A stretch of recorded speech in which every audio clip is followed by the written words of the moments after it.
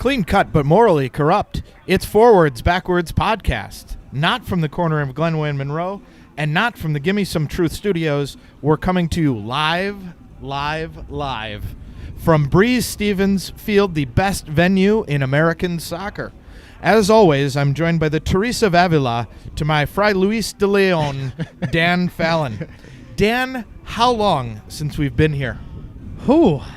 A lifetime, Keith. I can't even remember. I guess probably September of 29. 587 days. That would be written on my notes for the broadcast today. So we've brought in a ringer. First of all, Luis de Leon. I was going to say, you are in mid-season form with your archaic French references. That would be Spanish. He was a professor at the Universidad de Salamanca, and he was brought in, imprisoned by the Inquisition for close to 587 days, I believe. And, in fact, his previous match was against North Texas as well. And was brought in and hauled in before the Inquisition, imprisoned, and then after his release began his very next lecture with, as I was saying yesterday. So, as we were saying yesterday... Can I now make my joke about my favorite food is Salamanca wrapped in cantaloupe? We're back to... Took a while. I had to hold that joke for a while we got a Spanish Inquisition discussion. Speaking of holding it, we are live, and that was my number one consideration before we got into the broadcast, was locating the nearest bathroom because, Dan, I'm old. That was really, I was worried about that. Are we going to have, what are we going to do about bathroom breaks? Well, just so everyone knows, they're taking things very, very seriously here at Breeze Stevens Field. The bathrooms over in the newest part of the stadium, only 4 gentlemen allowed in the gentlemen's room at a time. I was the only one in there. Felt very safe as we watch people stream in. A lot of masks, a lot of social distancing, but people seem very excited to be back at Breeze. Well, I would say, if anything, if you look at the chatter on the social medias, as they're called, so much chattering, it feels like today is going to be a family reunion, except where you like all of the members of your family. Yeah, so I wouldn't know what that's like. Yeah, so for the flock, I think it's feeling very much like a family reunion, kind of a cookout feel. They did a little tailgate pregame. Oh. I think there were breakfast burritos involved. I was not invited. Neither one of us were invited. We maybe some Just Coffee, some of the Wake the Flock Up coffee from the Just Coffee Co-op was provided at 9 a.m. because this is an early game. This is an early game. It's an early kickoff, a bit like the lunchtime kickoff in England, but even an hour earlier than that. Trying to throw the Bavarians off their game. Well, they had a pretty wily move by Coach Neal. They had a long flight in from Milwaukee, so I think that definitely threw them off. We do want to thank, we are getting some help. First of all, producer Paisley is not with us today. She just hasn't been vaccinated yet. The bigger problem is refuses to wear a mask. Just will not wear a mask. So Mitchell Meerman is helping us with the production today, getting us on the streaming. Thank you, Mitchell. On the tweets and all of that. And then we that was a howdy from Mitchell on the other side of the plexiglass. We're going to take a slight pause here as we will go to the national anthem.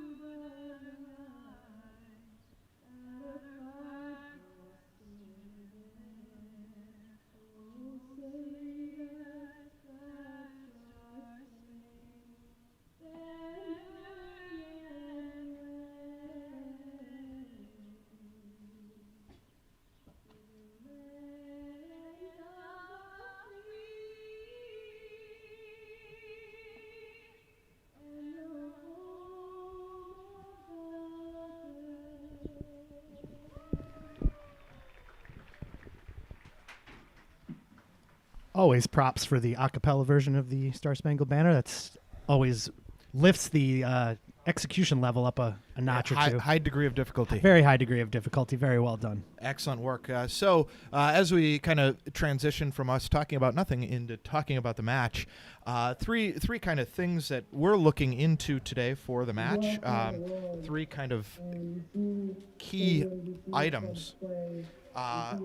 First of all, we're going to see some of the new faces today, and we're starting a trialist in Ronaldo Lomelai. And for those of you, following the stream on Twitch, you can see the roster. Phil Brano is a new face. Aaron Malloy in the starting lineup is a new face. He'll be wearing number 2 today. Eric Leonard, number 3, is a returner, but as is number 4, Gustavo Fernandez. But maybe the biggest signing of the offseason, number 7, Jake Keegan for Forward Madison. Number 13, Connor Tobin, obviously a returner. Michael Vang, we're excited to see the departure of the Vang train at Breese Stevens Field. This is his first match at Breese Stevens. Number 17, feels like I've known him all my life. Derek Gebhardt. Number 23, Tyler Allen. Number 52, Ronaldo Lomelai, who's a trialist who I was impressed with in the Chicago Fire match. And number 77, Jiro Bariga Toyama coming in. And so of these kind of new faces, who are you most interested in kind of looking at? Well, I think Keith, Ronaldo Lomelli, as you mentioned, Lomelli had a good match at the last time out. I'm really excited to see Aaron Malloy. I mean, Aaron, he comes with quite a pedigree. I mean, he played professionally in the Irish top division. He's got PDL experience. I think he's thought of as probably one of the best players to ever come through at Penn State. Was a MLS Super League or Super Draft choice with Portland, and then spent some time with their second team. And I think a lot of people are seeing him as probably a player who could, push on from, have a good season here or two, and really has a chance to carve out a career in the MLS. So I'm excited to see him play, and we'll give him a little bit of a little leeway today. He only got into Madison, I believe, earlier this week or last weekend, so still probably getting up to speed on things, but must be fit if he's popping right into the starting lineup. Yeah, and it looks like one of the things as well that we'll want to talk about going into this match that we didn't, we weren't in person last year at Hart Park in Wauwatosa, so we couldn't see firsthand. But I think one of the really important things is in 2019 very clearly, the best looking player on the team was Ryan Coulter. I mean, those cheekbones were so impressive, and the accent too. I mean, that doesn't hurt. He had great hair. He did have great hair. So really the question then becomes who's going to take his mantle as we return to Breese Stevens in 2021 as the best-looking player on Forward Madison. I'll say, we were talking pregame, Noah Fusan looks a lot more mature with the shorter hair. Yes, he does, and he looked great in his the free kit giveaway photo in the new pink kit, which I believe they will be sporting today. And we should say, there was going to be a TV broadcast of this, but Coach Neal is just so committed to secrecy in the preseason that he shut it down. And he's gone so far today as to have players wearing warm-ups with different numbers that don't match the shorts, that don't match the rosters we were given. So it's been a very, very confusing morning for me in particular. And Neil, I think you're taking things a little far here, guy. Neil is an expert in subterfuge, as we know. That also brings up, kind of an important question. Will they go 3 in the back today? No. So, okay. That's our second point. But that is a good segue into the way we think they're going to line up. And we were looking at this earlier, and I think the only question mark I had was the right back slot, but we've gotten some information that it is Lomelai at right back, and then Lomelli at right back, Gustavo and Connor Tobin in the middle, Jiro at the left. We're getting a pronunciation guide in our faces, and then we'll go let's see here, Eric Leonard, Mike Vang, and Aaron Malloy in the midfield. And then Allen, Keegan and Gebhardt up front. Yeah, and Allen and Gebhardt out on the wings, and Keegan in the middle. Mitch Meerman, obviously has higher standards for us than producer Paisley, who's worked with us much longer. He's thinking we're going to get pronunciation right, not something we're good at. And I think that also segues into he in fact did the homework of preparing us a pronunciation guide, which we have ignored. Summarily ignored. And that also brings in, for the play-by-play today, we have brought in a ringer, Dan Corcoran, who I think we'll just call him Cochran. It's a lot easier. Yeah, the pronunciation guide starts and ends right there. So Dan Corcoran has some experience broadcasting Sun Prairie High School soccer games. Is that right? Yeah, that's the extent of the resume right there. That's oh it. Wow, I thought it was deeper. No, I thought it was deeper than that. It is deeper. That was all sarcasm. I apologize. But otherwise, Dan, you have broadcast some Wisconsin Badger matches and things like that as well, right? Oh, yeah. I got to see a lot of Coach Trask and Paul Wilkins in my time at UW, and two very good programs. Excellent. So we will let Dan take away the play-by-play that raises the two final questions. I'll be interested to see Coach Neal and Coach Craig Carlson, Carl Craigson, Craig Carl, what his approach to the match is today. Are we going to go with the starters going 60, 70 minutes? Are they going to switch up over at halftime? We're into the sort of later preseason. As we know, USL League One teams have actually started playing.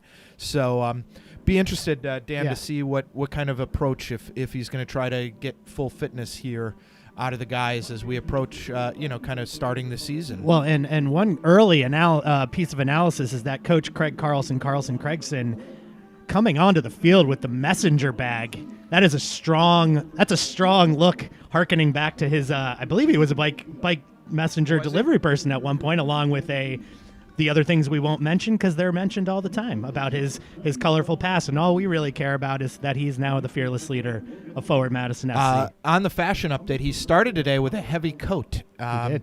because the weather is a little chilly today at Breeze Stevens. It is supposed to get up to a high of 80 today in Madison, so he has taken off the heavy teal-colored coat and gone with a just the standard zip-up quarter zip that is kind of par for the course for the staff.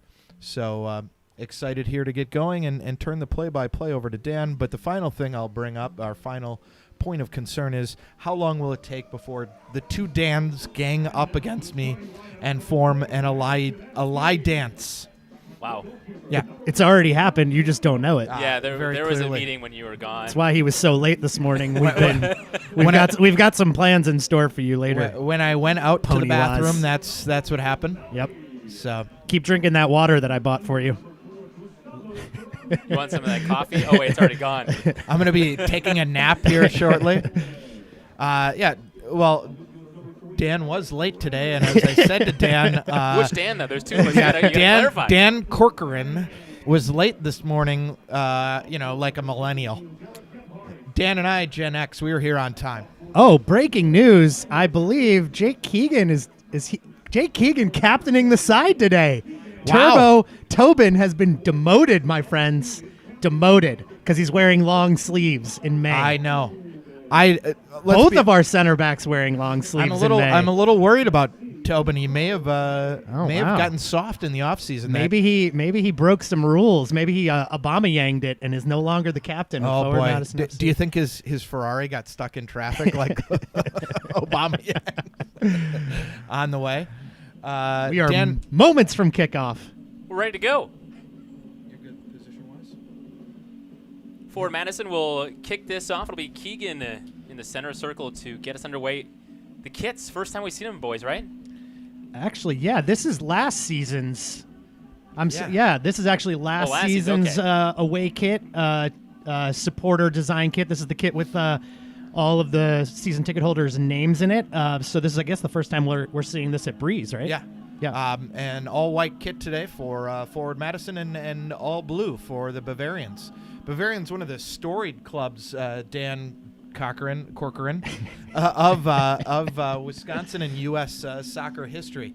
8-time national champions, I think, in the amateur division. Lot of history. All the way back to club. 1929, correct? Am I wrong on that number? Indeed, I think it was 1929. 29, yeah. There's the whistle. We are underway this afternoon from Breeze Stevens Field. The ball in possession of Forward at the moment as they go all the way across to the near side in front of us. In case you missed it, the kits today, the away white with the navy numbers on the back, the pink sleeves. You guys, don't hesitate to jump in here at any point. We have our first tackle and Giro first injury. First foul there on Giro on Giro. leaves a little bit in on Bavarians number 8, who is a little worse for wear. I think he'll survive, but definitely a foul. Number 8, Logan Andrick there from Thank you, Keith. I believe from Green Bay, right? Correct? Yeah, correct. Played his college soccer at MSOE, and the older brother of fellow Bavarian Braden Andrick. Both those guys actually set school records for goals and points, one after the other. So Braden came in after his brother Logan set the school record with 182 career points, and then Braden Andrick promptly set that with 80 career goals on the way to an impressive career with MSOE, Milwaukee School of Engineering. And he is actually having a little bit of trouble shaking this one off. He's up and moving, but we'll keep an eye on that. That'd be kind of a bummer if he has to head out of this game in the first couple minutes. I'm sure these guys from Bavarians have been looking forward to a game against Forward Madison. Second all-time meeting between these two clubs back in 2019, the U.S. Open Cup. 2-0 Forward win. So building out of the back there from Eric Leonard, and he drops it off to Fernandez and across to Tobin. They're looking to, I think, possess the ball today and build things out of the back would be my guess. This one from Fernandez up and toward the attacking end, and there is Andrick back on his feet and looking a little better than he was a couple minutes ago. Ball to the outside here for Forward, and this one just missing wide and curling toward the corner. I think we got a good view there of I think what Coach Carl Craig wants to do, a little counter press. Quickly won the ball back in the Bavarians' half and 1-2 passes and in on goal. And the shot there from Jay Keegan went out for a throw-in, which is never a good sign for your initial shot at Breeze Stevens Field, the old throw-in shot. This will be taken over by the Bavarians as they race ahead through the halfway line and down the outside as Tobin watches this play develop in front of him from the right wing, crossed into the box. It'll be ushered away there by Fernandez, right in front of his own goalkeeper, and distribute this to the near side, where Keith, you have a better view than I do of the near sideline this afternoon. If you Very calmly done there by Gustavo, who's been getting a lot of praise from the head coach this year. I think he called him a colossus at the back, and one of the first names on the sheet. And I think obviously taking advantage of the fact that Josiah Trimmingham hasn't returned to Madison yet, and it would look like Gustavo has staked a claim to that starting center back spot. So the first time we see Malloy on the ball, and he plays a penetrating pass into Keegan. Little flick that doesn't come off, but back to Leonard, who swings it out wide to Giro. Giro will take this one. That's blocked immediately in front of him by Braden Andrick. Possession back with Forward to the left corner of the box when sent in, and that will miss wide of the far post and on touch for goal kick. Another shot there from Jake Keegan in the middle. We've already seen, he wants to get it on goal, Dan. Yeah, and also, early days, but seeing him checking back to the ball, very involved in the build-up, I think that's something we've struggled with in seasons 1 and 2 with I think we thought we were getting it last year with Woj, but it didn't really turn out to work as well as everyone would have hoped. But Keegan seems to be lively, a lot of balls into his feet, seems comfortable back to goal. This one back in the defensive third for the Flamingos here. A tackle by Leonard, and we will not play on. I thought for a moment we might. We won't. That was Andrick again involved there, getting hit by Leonard. That was not what we would call that was a preseason tackle. I think the silence Leonard. You heard there was all of us waiting for the whistle that took came. a little bit longer to come than we would have expected. I guess maybe he was trying to play some advantage, but it was clearly a foul from Eric Leonard. Free kick upcoming from about 10 yards inside of the center circle on the forward half. Spun into the box, headed away by Tobin. Gathered by Forward and right into the waiting hands there of Phil Brino. First time we've had a chance to mention his name on the broadcast, second season. wearing Forward. the all-red goalkeeping kit. I think that is new to the repertoire. Black socks and red shorts and top. Back with Fernandez, who's had the ball in his possession quite a bit so far in our first 5 minutes. No score in the early going of our first half between Forward and the Bavarians of Milwaukee, who have possession at the moment. Producer Mitchell thankfully shared with us that it's Phil Brino's first season. Forward Madison. That's what you get for bringing in a ringer, Keith. That's what well, you know. All that preparation work down the tubes. Throw it from the far side. I'd love to tell you we're in preseason form too, but no, this is midseason form for us. Phil Brino, though, while we're on the subject, played at UMBC. Also, his last 2 seasons of his college career at William & Mary. This one sent back to the goalkeeper on the other side. That's Augustin Ray. Played his college soccer at UW Milwaukee. Currently a coach there with the Panthers program. Tobin back in his own end will drop it with Brino. Just outside the goal box and along to the near side to Fernandez as the sun shines down on a beautiful day at Breese Stevens Field. Oh, into the great turn from center circle. Down the outside as Lamella gives this a chase to the near side end line. That will roll out of touch and it will be a goal kick upcoming. But that possession there almost developed, gentlemen. Yeah, Lomalai out on the right wing. First chance we've seen him go forward there. And a great little turn in the midfield from Aaron Malloy. Ball played into him, little flick, got himself some space to overcook the pass, but that's what we want to be seeing. He's very vocal as well, shouting, getting everyone organized. Again, I think he comes with a lot of experience at a lot of different levels of soccer. I'm very excited to see him. Tyler Arnold down the right side. I'm a little worried, though, this sunny day here at Breese. He might want. I hope he's sunscreened up. I hope he's lotioned up. Him and Leonard hopefully worked on their pregame suntan lotion. The tomato is already looking tomato-ish. He's a little red. Leonard will drop it off with Tobin all the way to the far side of the center line. We are scoreless in our first 7 minutes of action this afternoon. Just an early observation. It seems like Lomalai is being given the freedom to get a little bit higher than Giro, at least to start the match. He's been almost even with the strikers and all the way out on the right touchline, given a lot of width and space in that channel. Throwing on the far side in the offensive third for Forward. This one's spiraling near midfield as Leonard on the attack, still applying some pressure. It's taken away and then out of touch as it flipped off of Gebhardt on the far side there, and it'll be sent all the way across near side out of touch. We'll check that in possession. We can't quite see that from it's where we're at right now. Moving all the way to the right-hand side here. So far right then, it's out of our view. It's invisible to us.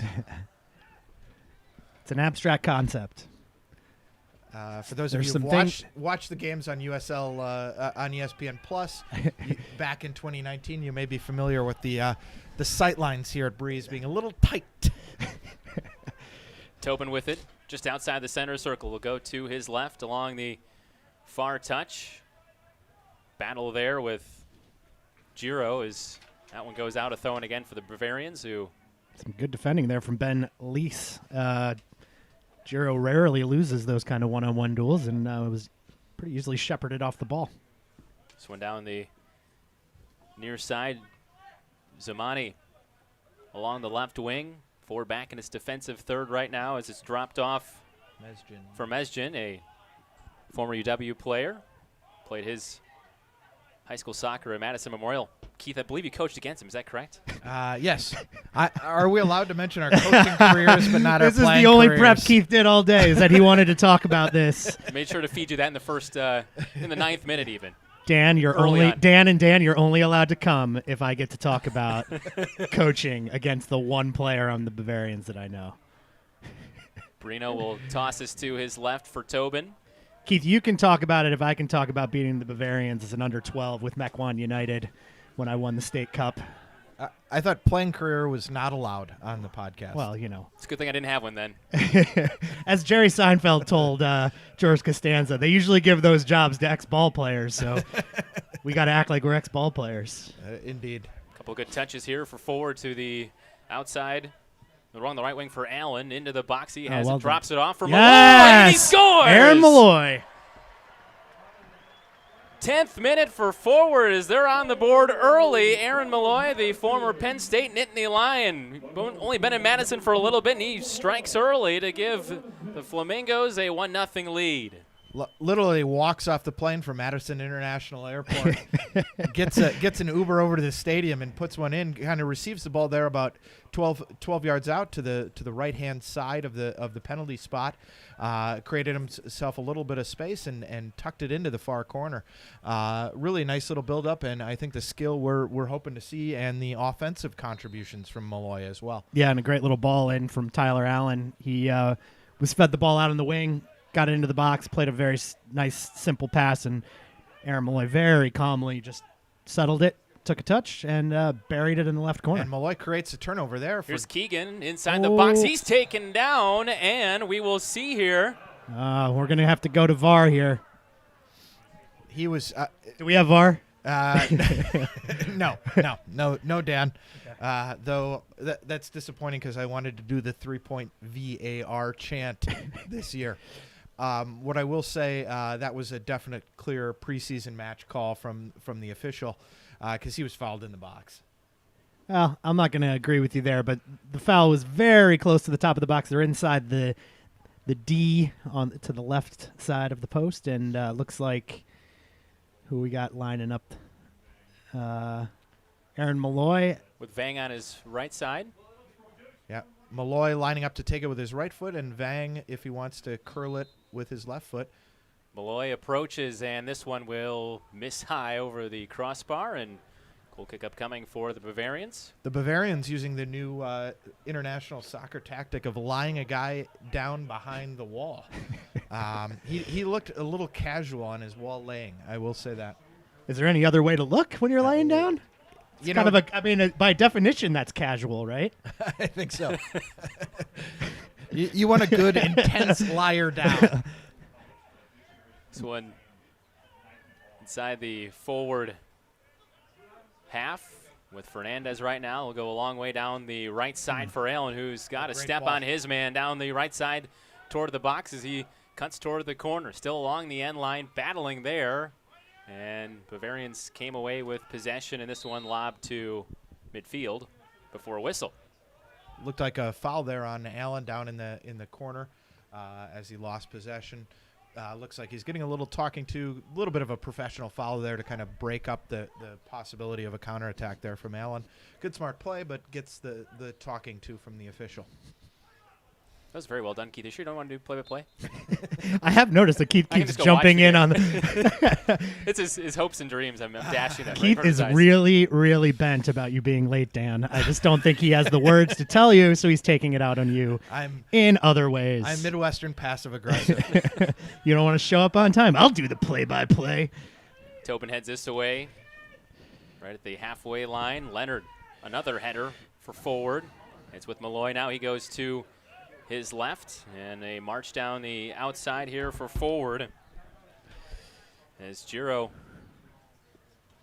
takes this toward the far flag, and the Forward offensive third out for a throw-in and drop back with Giro, and he leaves it with Malloy right in front of the Bavarian bench to the center circle now for Fernandez.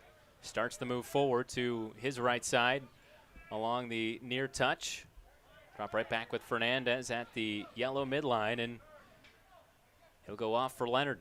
We are in our 14th minute of action, actually into the 15th minute now with a 1-0 Flamingos lead. Fernandez has it. Forward Madison, got to be said, dominating possession for this first 15 minutes. Interesting little look here from Forward Madison. Leonard has dropped between the two center backs in possession, and Leonard also instructing he wants to keep the ball moving in this possession, switching it from side to side. This also allows Giro and Lomelli to move forward a little bit in the possession as well. Yeah, and Mike Vang has actually picked up the space left by Lomelli, just creating a lot of open spots to pass the ball into in the back. A lot of movement. Looks good. Malloy in the center circle. Left it off for Fernandez. Crosses the midline to the right side for Allen. Darted past his man and will carry toward the middle of the field. Malloy.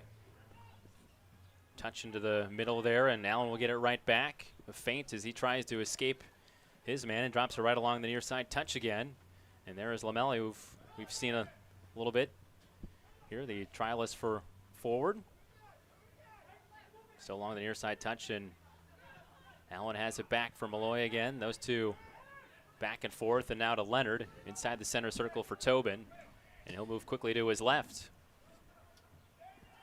We are wondering if we'll see Pato Diaz today at right back. He is over on the bench. I can see his. Here's a cross into the box. A chance here for forward. It's free, Oh! and that one is saved by Augustin Ray. Great strike there from Michael Vang, who picked up the rebound, kind of broken up when Keegan was coming in there, and Vang just cracked one. Good time to remind supporters, Dan, that we're getting charitable this year if Michael Vang scores a goal, and we haven't yet discussed if preseason matches count or not. Okay. But if Michael Vang scores a goal, the Forwards Backwards Pod will be donating $20 to the Hmong American Women's Association in Milwaukee. Corner coming up. First of the game. This one sent a long way high over the top, and that one will sail over the end line and out. Keith, neither of us are fans of the short corner, but I am also not a fan of the long corner that goes out on the other sideline. I think you got to give, though, Michael Vang a little bit of leeway. Hart Park a little closer to sea level. Air is a little thicker. And so here at Bree Stevens, we're a little higher. So he just yet hasn't taken in those dynamics into his free kicks. Yes. Something you really got to be aware of, that height above sea level. This one headed back into the Bavarian half. Speaking of elevation, Connor Tobin played no soccer this summer or winter, but did travel out to Vermont and trained with his good friend Jürgen Uhl, two-time winner of the Birkebeiner, and they skinned up mountains and skied back down. That is how our former captain got himself into shape for USL League One. Former or ex? I'm going to stick with former. I use the word X too much these days. We won't go into those particular feelings until halftime anyway. I have to talk to the legal stylist about that, see where things stand. Fernandez for Leonard, near side, right in front of us to Lamelli. He'll go down the right touch all the way to the near side corner. Something's happening down there. I wish I could tell you what. Good thing we've got Mitchell. We've got eyes. Throw in. We got to throw in for forward. Our expert interpreter, Mitchell, relaying the information. Using the universal two hands over the head for a throw-in, which we all understood. Well done, Mitch. Leonard near side along the touch. Lamelli is also there. In that traffic, this ball is spun into the box and will be taken away by the Bavarians. Allen is there, but this one sails past his head, back out toward midfield. Mitchell, much like love, soccer is a universal language. Giro has it. Entry into the box is blockaded, and right back with Malloy, who has our only goal so far. That one coming in the 11th minute to put forward up 1-0.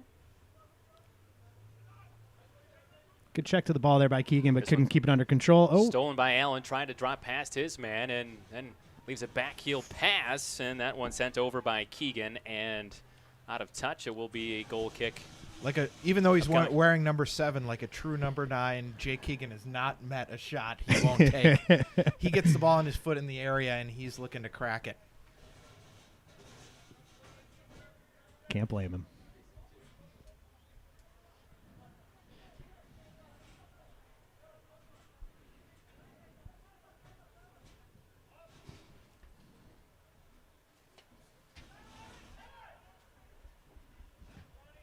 One put it away by the Bavarians down the right sideline, and Giro there to get it in front of the Flamingos bench. Now with Tobin, and across to Fernandez near side. Ground ball through the middle. It's picked up by Vang. He'll go down the left side toward the corner. A long run for this for Giro, and that one is going to be out of touch. And guys, we haven't mentioned yet, but the wind is whipping pretty hard down the field. You can see that flag in the far corner is pretty much at full mast. Great look there from Vang when he picked that up here, kind of near the press box, and hit it to the far side of the field, looking for Allen actually on the far side, playing the left wing for forward. Just one of those balls that kind of ran away from you. Yeah. Wind gusts expected pretty much all afternoon, though, in Madison, so it could make any aerial attacking a little bit more difficult this afternoon with how strong the wind is expected to be. And as we said, you can see that flag in the far corner, wind blowing across the field right to left.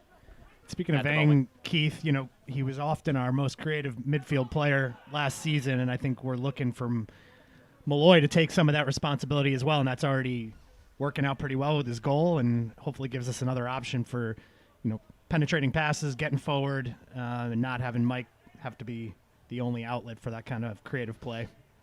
I'm also interested to see what Malloy's defensive contribution will be as well, because I think one of the things that Vang brought to the team last year was also a little bit of that counter press and that ability to get them forward. A little bit of an attack here developing, huh, Dan? Yep. You get Malloy forward in the midfield at the moment. It was developing briefly there. Now it's taken away. Gebhardt has it. It'll go to the outside for Allen, just outside the box. Slowly making his way in down the right side of the box toward the end line. Tried to cross and was cut off there neatly before he got that one anywhere close to another forward player. And it's out for a corner for Madison along the near side.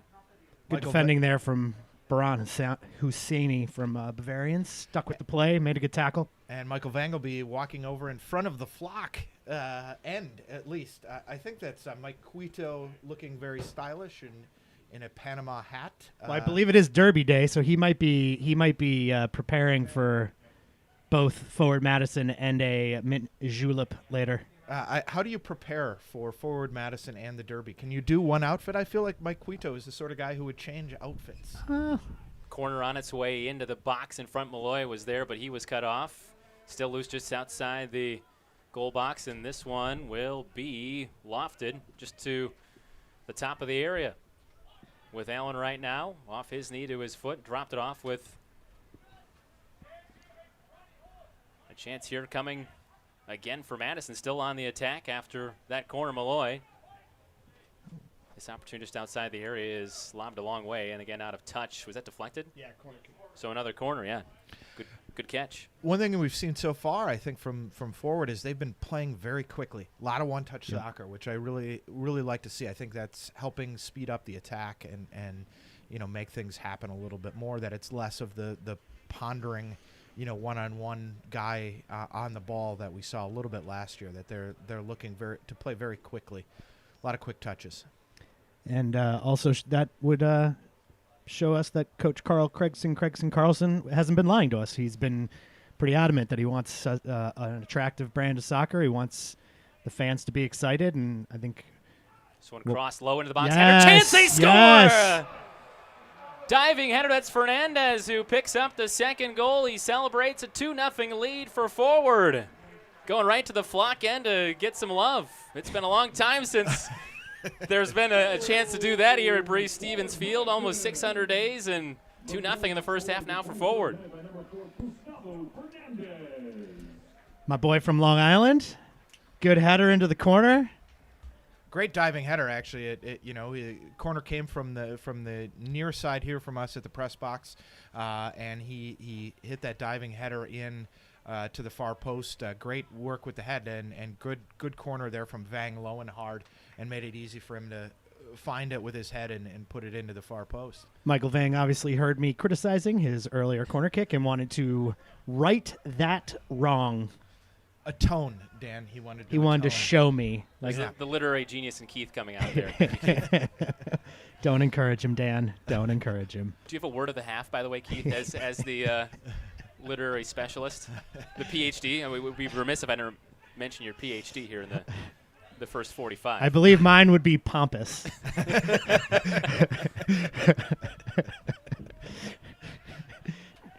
Directed at no one in particular.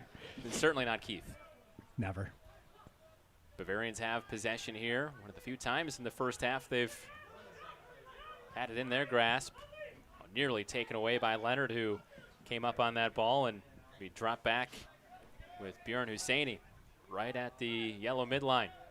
Husseini across into the center circle for Mesjen. I coached against him when he played in high school. That, Keith. One of our few talking points we have in the match. Drop back into the defensive third for the Bavarians in all blue. That was the production meeting today. Keith, what was your coaching approach? Well, he was a pretty good player and liked to operate between the lines in high school. Okay. So we made sure our defensive center midfielder was aware that he would be doing that. We didn't man mark him, but we had him aware. Gotcha. Nearly taken away by Vang there. Should note that Jake Keegan needed a little adjustment to his footwear and is now wearing non-matching boots. One black, one white. Good run coming here for Forward to the near side, intended for Elm, but that was cut off. It'll be chased down by Ben Lees. Current UW player drops it off in front of him. A lot of traffic, but still controlled by the Bavarians. We are in our 27th minute now of action. 2-0 Forward leads. On goals from Fernandez and Malloy. Both coming in the first 24 minutes, about 13 minutes apart. It's Leonard off for Gebhard. To the center circle for Malloy, wearing number 2 this afternoon. Tobin down the outside to the far touch. And it's picked up by Malloy off the pass. He'll send this in through the air into the box. He has Keegan right there, but it's pushed past him and out for the third corner of the afternoon coming up. Oh, goal kick, excuse me, coming up. Tipped off of Keegan last there, and so it'll be Augustin Ray to take it. Quick update for our friend John Dolazar. No pink sombreros spotted yet. No, though, I will say Mike Cuito's hat is Panama hat does it a disservice. It's much, much bigger than that. It's wide and provides a good amount of sun protection. Yes. But it is white. He is going all white today with a pink pocket square. Which is brave. It's not Memorial Day yet, but I don't know if has COVID eradicated those types of arcane fashion rules. You know, it's interesting because in the South, many times Easter is viewed as the white cutoff, and north of the Mason-Dixon line is the Memorial Day cutoff. Oh, interesting. I'm learning more than broadcasting right now. This is amazing. We're an educational podcast. Yeah, that's how we file ourselves on Spotify. Tobin has it just behind the center circle as he crosses into that, and we'll send it to his right for Vang. Couple of quick moves darting to his left. He's taken down, trying to sell the foul, but nothing coming. The referee has not been informed that no one's allowed to touch Michael Vang. Well, Malloy takes it. He'll get the touch right back from Keegan. He works his way to the left side and still down. Yeah. On the turf there. And so they knock it out of bounds to get Michael Vang a little bit of medical attention. Looked like just kind of a little bit of a clipping. Hopefully it's not a serious injury and that it's just kind of him regathering his thoughts, as it were. A little bit of a turnover there from Michael Vang, not something we see very often. Well, he was fouled, brutally fouled. It was one of the worst fouls I've ever seen in my life. Thankfully, he's able to get back to his feet now. Listener, it was not. It was a foul. It was giving us a chance to watch Craig Carlson Craigson give some instructions to the lads. Came over for a quick water break. I'm sure Connor Tobin just needed to eat some gravel. He doesn't need water during matches. Just a handful of salt tablets like in the 1970s. And a little bit of Ben Gay on the Cavs, and he is ready to go. As I tweeted earlier, he was the first one out on the pitch for warm-ups. Clearly, it takes him much longer to get those legs moving at his advanced age. There are a lot of Forward Madison fans that will insist we cannot get rid of Connor Tobin simply because they want to have a player that's still older than them on the team. Fernandez, who had the goal a couple minutes back, goes across for Tobin. As he ambles his way through the midfield and leaves it with Leonard. Long ball into the box for Lamelli. He's ahead of everybody, but out to play it, Ray, and we'll slide it to his left. Good bit of aggressive goalkeeping there from Ray. Grabbed that just at the edge of the area. Maybe. That was close. It was. It was a From little our tight. impossible angle through 2 windows, I think that was... Don't forget the partition you can't see through. I think that was a handball. I'm just going to say it. We hope no Bavarians fans are listening to us because very clearly we are homers. We just hope no one's listening in general. Honestly. Someone had to say it. Forwards Backwards podcast, hashtag better without audio. In the midfield area right now with the Bavarians, Nick Marshall drops it off and back inside of their own half, all the way to the near side, where it's left with Biran Husseini. Played his college soccer at UW Green Bay.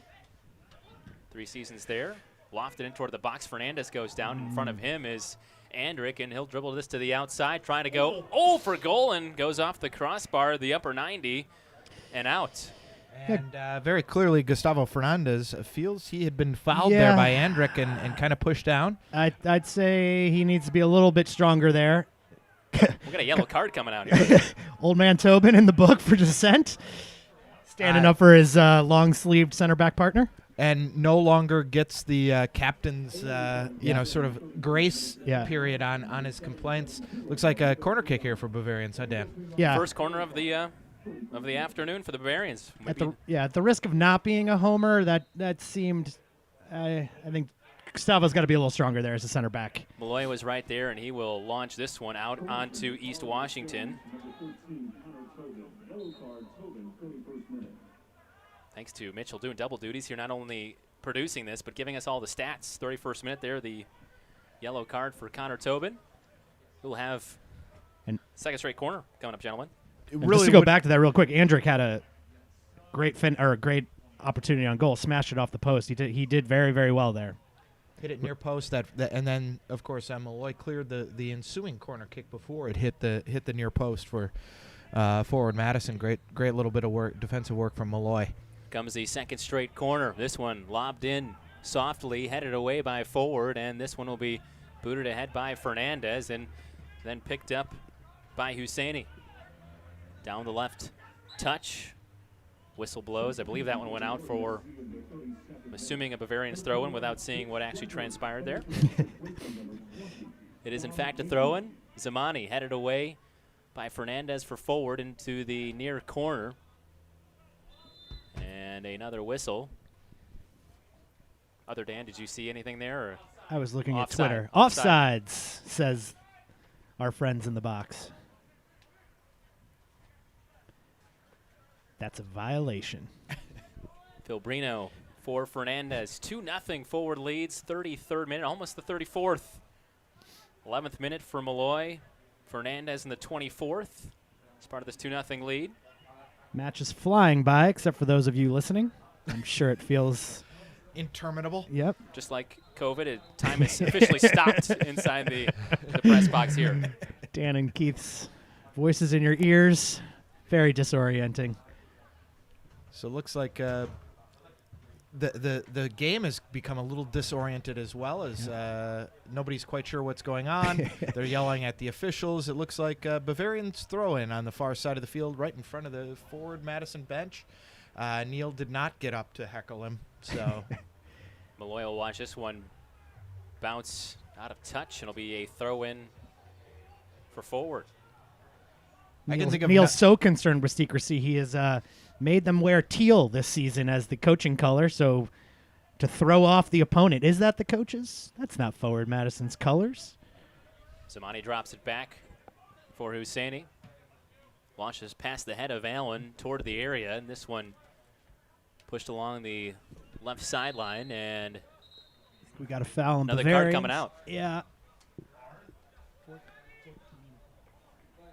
It's a card on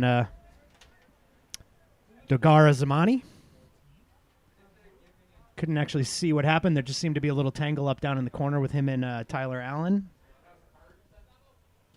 And so yellow card here in the yellow card. 5th minute. Number 14, Dogara Zamani.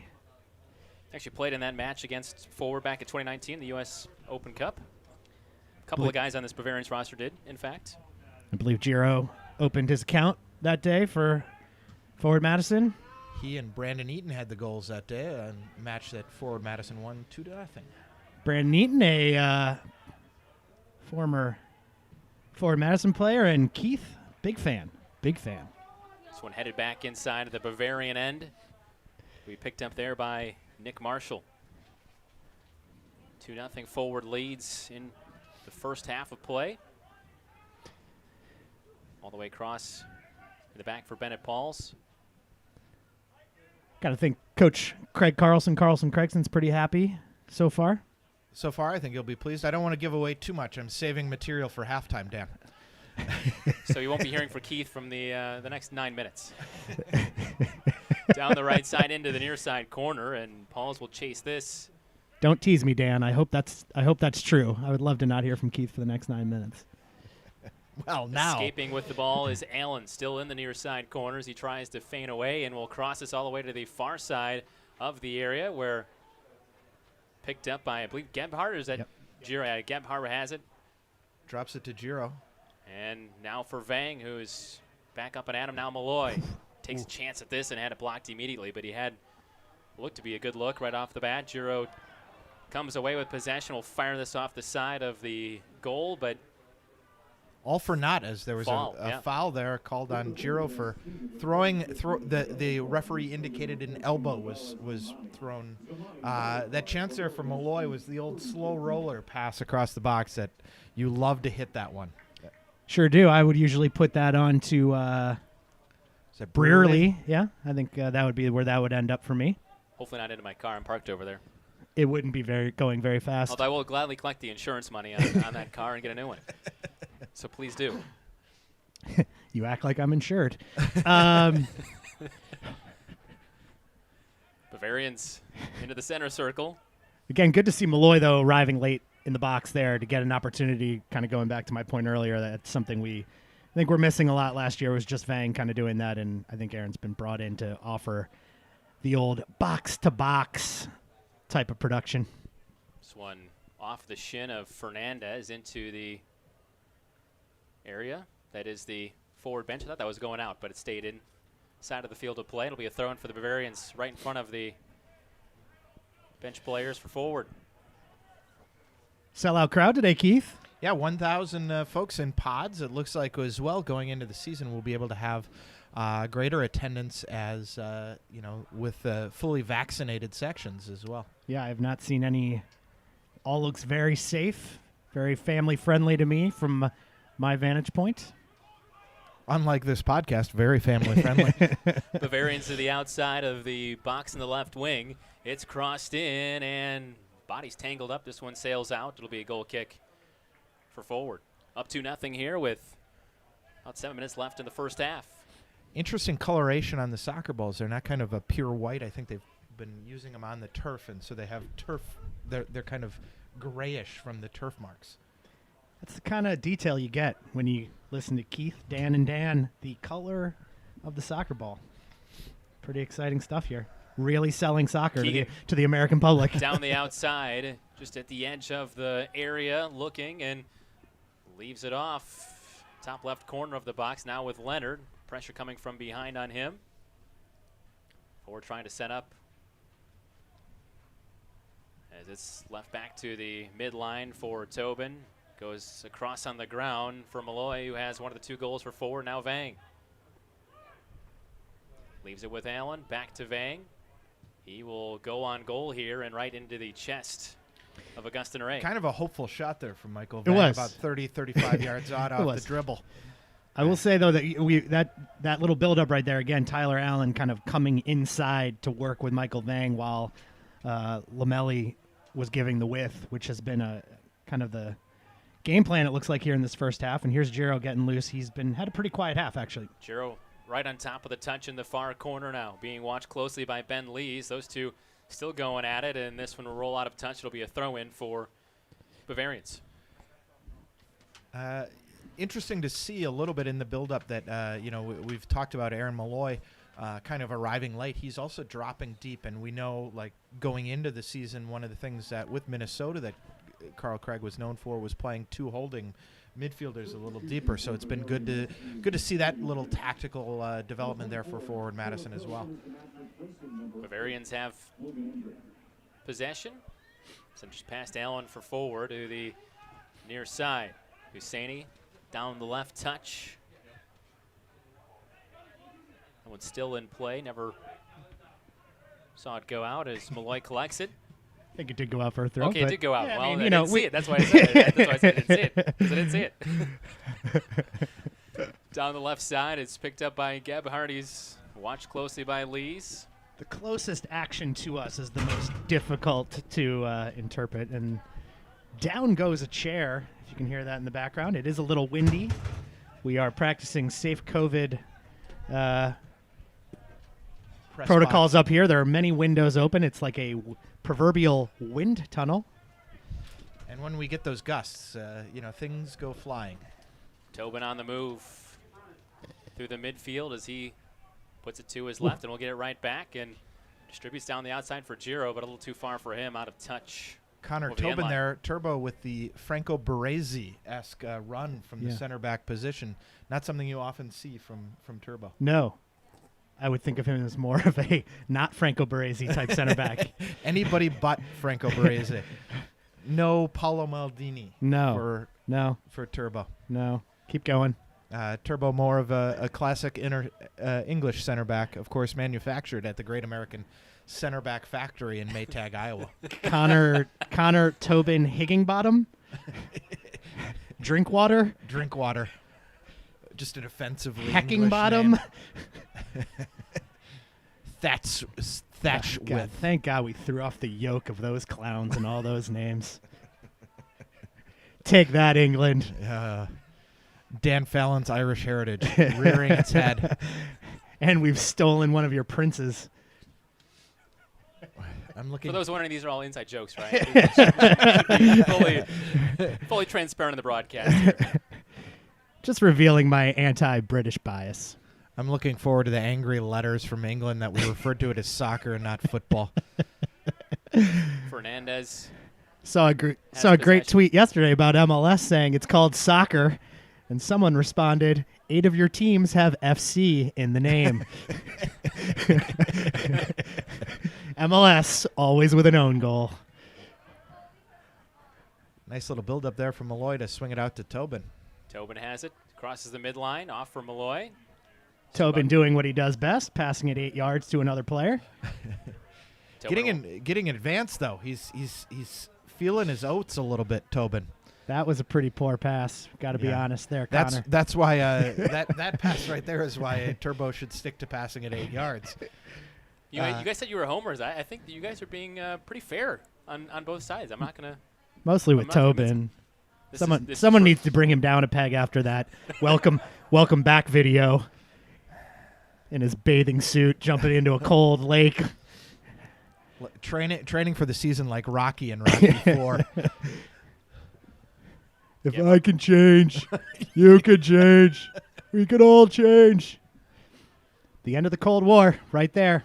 That ended it. That did end it. 2 minutes left in the half. Allen has it.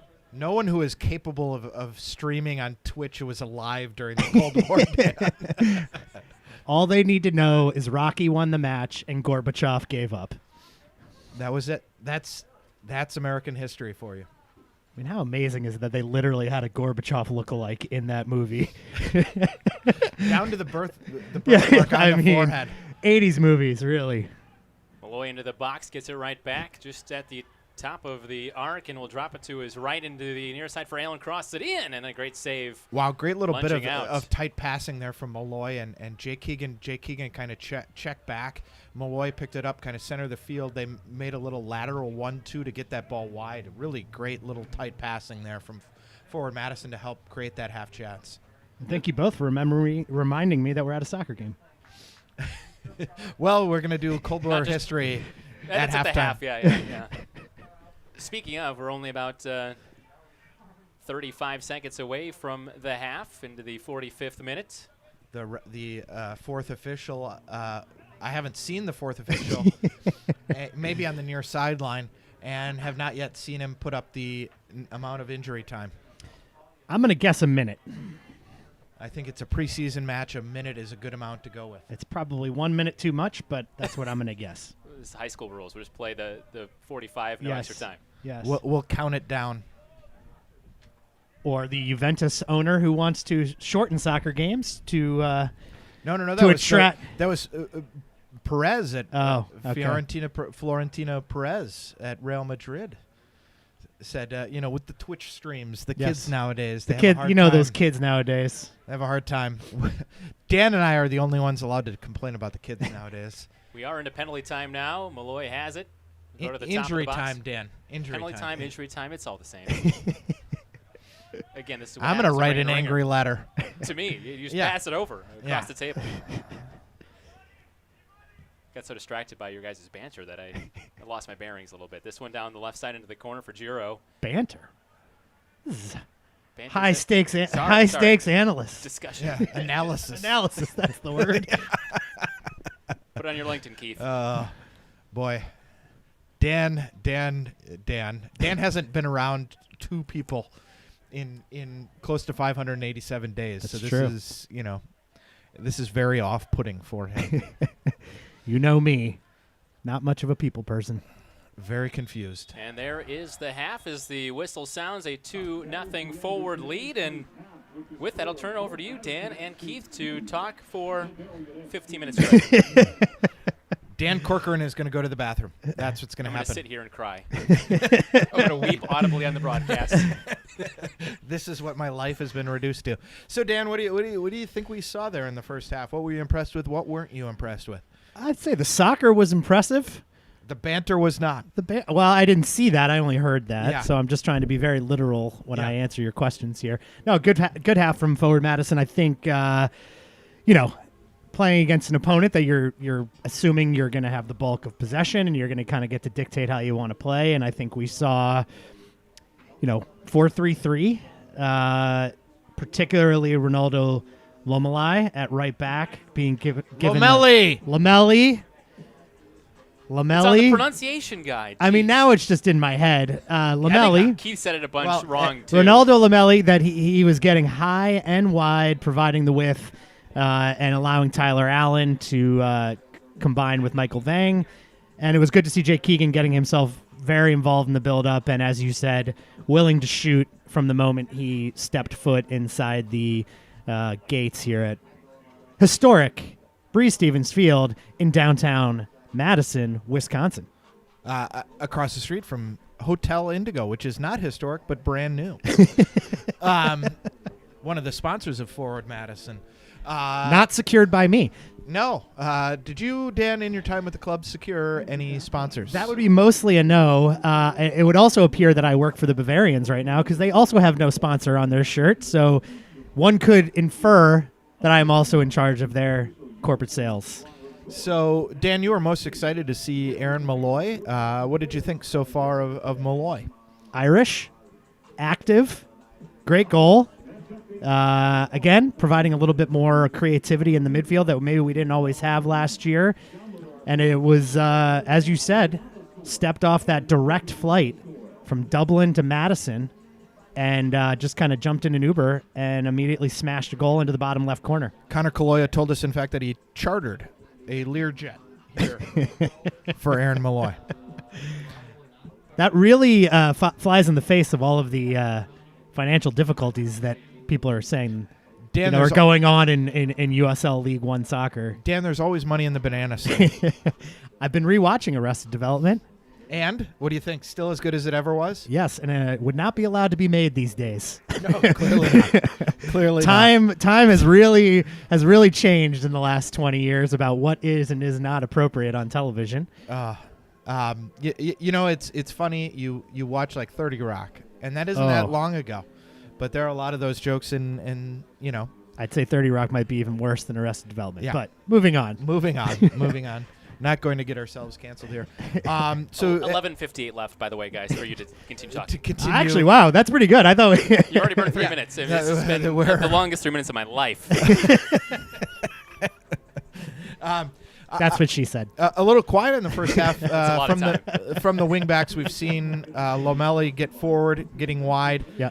Toyama, though, Jiro, a little quiet in the first half. Didn't look like he was getting as much forward. It looks like actually on that left wing, Gebhardt is occupying. If Tyler Allen is playing more like an inverted winger, getting inside and then opening up the space for the overlapping Lomelli. With on the other side, Gebhardt has been a little bit more of the wider player.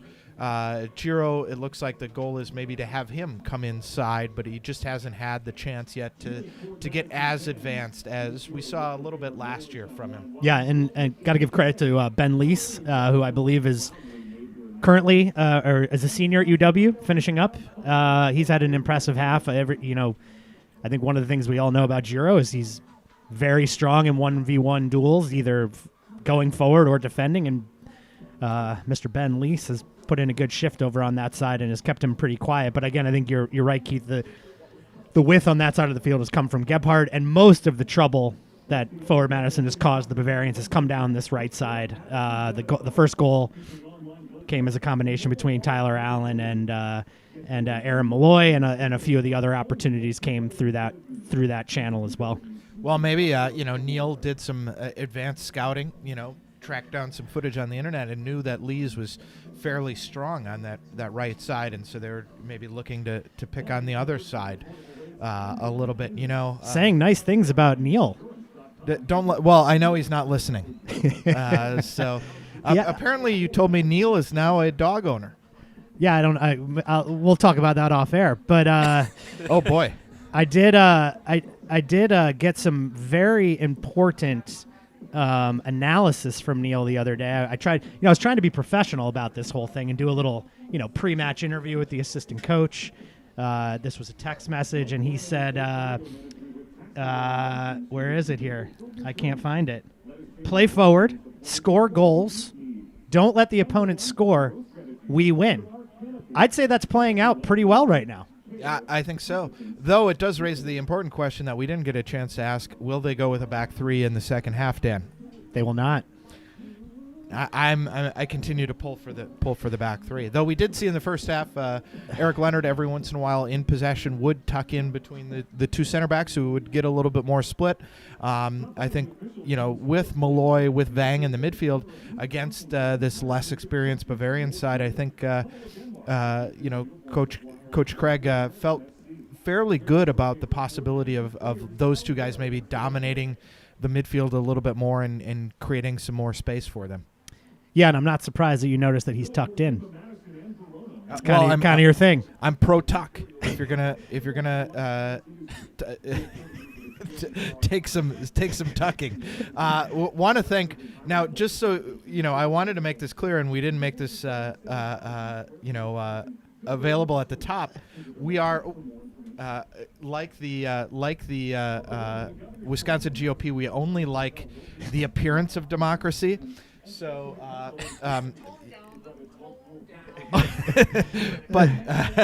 but I want to thank Michael Selesky. We were going to say we'll welcome comments from the Peanut Gallery. We won't actually respond to them, but Michael Selesky said, "Not going to lie, I'm enjoying the chemistry between the commentary team. It's like listening to the grumpy old Muppets taking shots at each other," which I think is the highest compliment we've ever been paid as a podcast. Who's Statler and who's Waldorf? Oh, boy. That's a good question. Keith's both. Now get off of my lawn. I mean, ESPN Plus better be careful because we're going to supplant them as the official broadcast team for Forward Madison. We are taking over. I think that much is clear. Want to also note, big difference from last year at Hart Park. Only one set of lines today. Well, yes, and that was confusing last year. I'm just gonna. It was. I did appreciate though that the team had fun with it, and Cassidy Sepiansky, the art director, did come up with the creative Piet Mondrian inspired poster for the club last year, and I think the fans enjoyed it. We were able to watch games too here locally, and then on ESPN Plus, which was kind of great as well. And shout out to Cassidy. She for all of you out there who love the kits and love the love the drip and the vibes and the steez. She is the kind of mastermind behind a lot of that. And just give a plug to the Madison Mallards, who will be unveiling their new logo this evening. Yeah, tonight. Yeah, over at the at Warner Park. I believe they'll be screening screening The Sandlot, classic movie. You're killing me, Smalls. Shout out to my best friend Pete Smalls from growing up. I've said that to him probably 465,000 times in my lifetime. But I'm sure the Madison Mallards will unveil an incredible rebrand of what's his name? Maynard the Mallard. Dan Corcoran, you do baseball games as well. You did a Sun Prairie game, right? Yeah, sure did. The other night. Dan was talk about having to fill time. Baseball games. I was so bad. If you thought this broadcast was bad, you should have been listening the other night. That was even worse. Dan, did you do your Harry Carey imitation? Hey guys, how's it going? Hey, the Mallards are the best team in Madison. I'm telling you, hands down. We've been in anticipation of this broadcast reviewing the old that was Harry Carey on Saturday Night Live sketches. Dan, you asked me this week, if the moon was made of spare ribs, would you have some? Heck, I know I would. I'd go back for seconds. Cubs win. Cubs win. We're enjoying this. Clearly, nobody else is. Back when drinking on the job was not only allowed, but encouraged. Well, have you ever read the stories? I think Harry Carey would keep a journal of his bar tabs because somehow he could write them off on his taxes.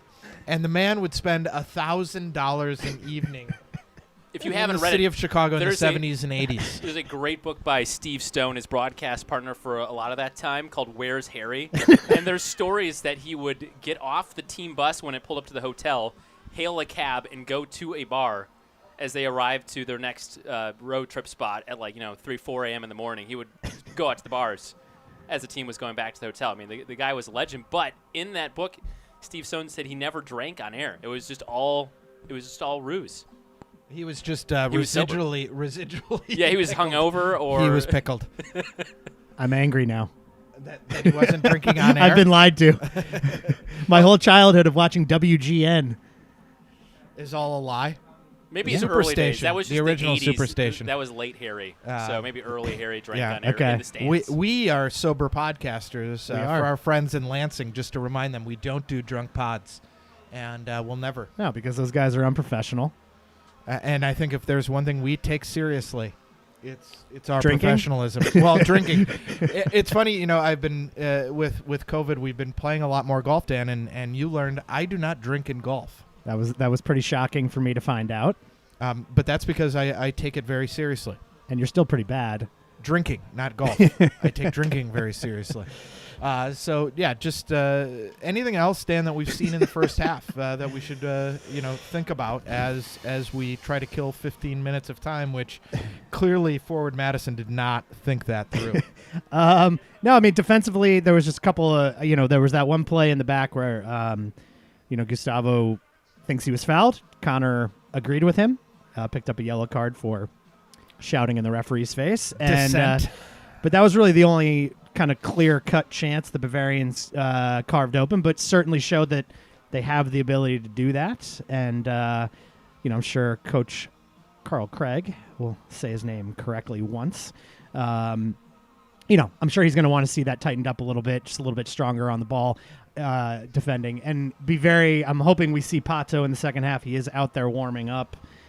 He also returned to Madison this week on the Lear Jet. So hopefully he gets a little bit of burn before next weekend. They get a Lear Jet, Dan. Getting down here, we didn't even get a bus pass. No.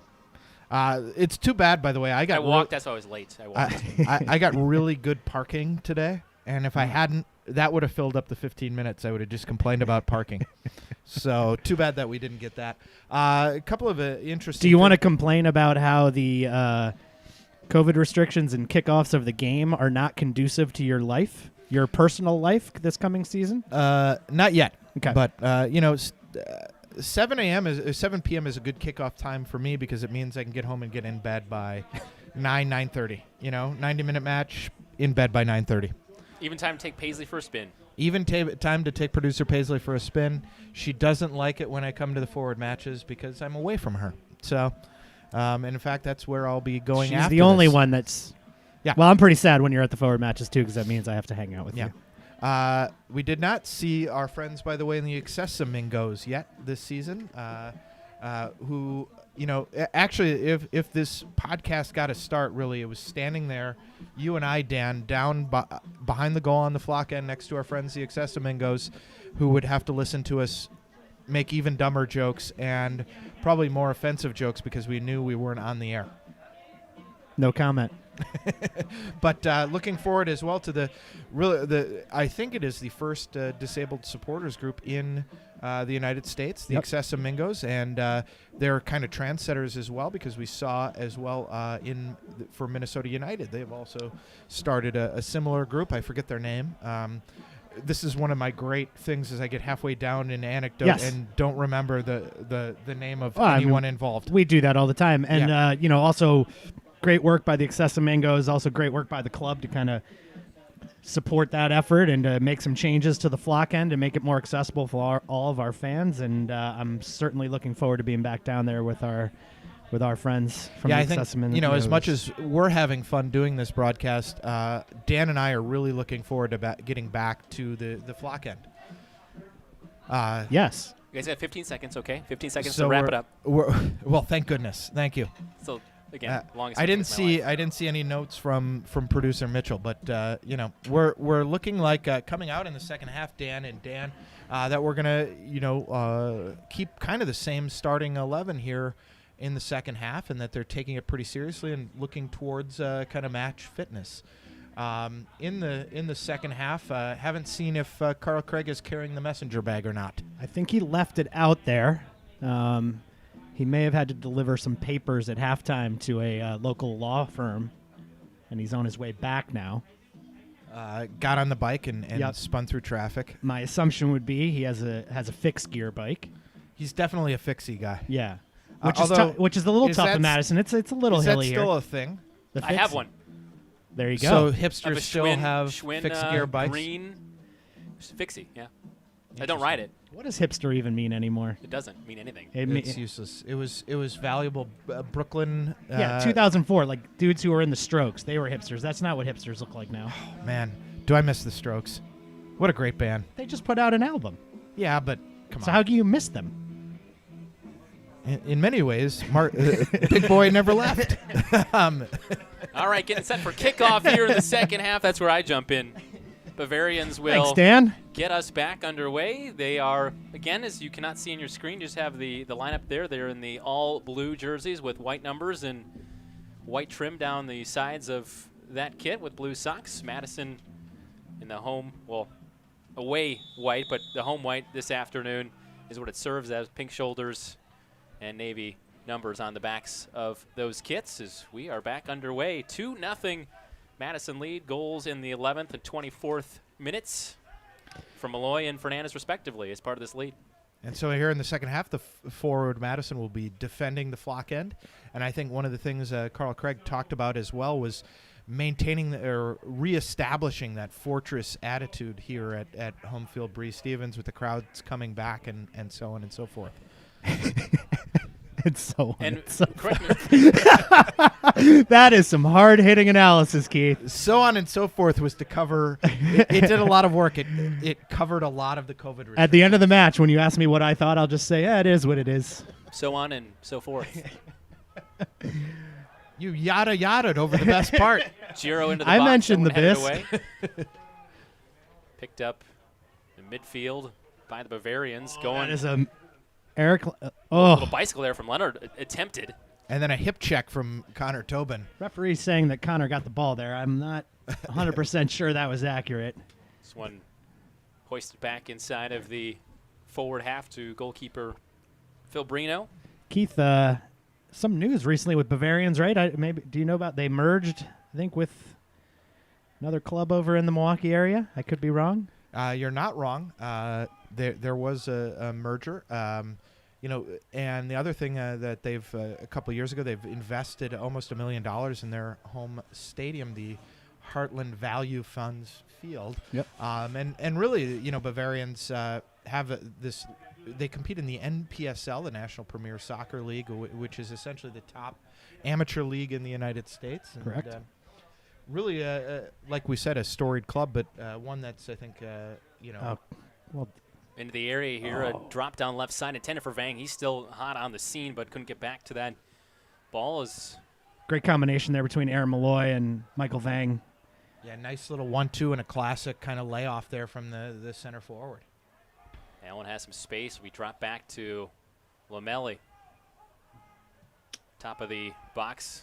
One sent back out to midfield. It's booted in by Tobin and down left side for Giro. Good defending again from Ben Leese. Bodies on the turf. Oh. Sent out. Oh, We're going to we've have got a little. whistle. We've got some afters here, Dan. Tyler Allen there along with Giro. Bit of Was that, handbags at 6 paces. I think Andrick involved with another. Is that him down there in that far corner? I think it was Cease. Oh, it was After that little duel between the two of them, I think claiming there may have been a little stamp from Giro. I can't say I saw that, and even if I did, I would not say that I saw it. But it turns into a free kick here. Giro's for my Madison, boy, huh? so he can do no wrong. about 3 yards outside the left side of the box. It'll be Vang again.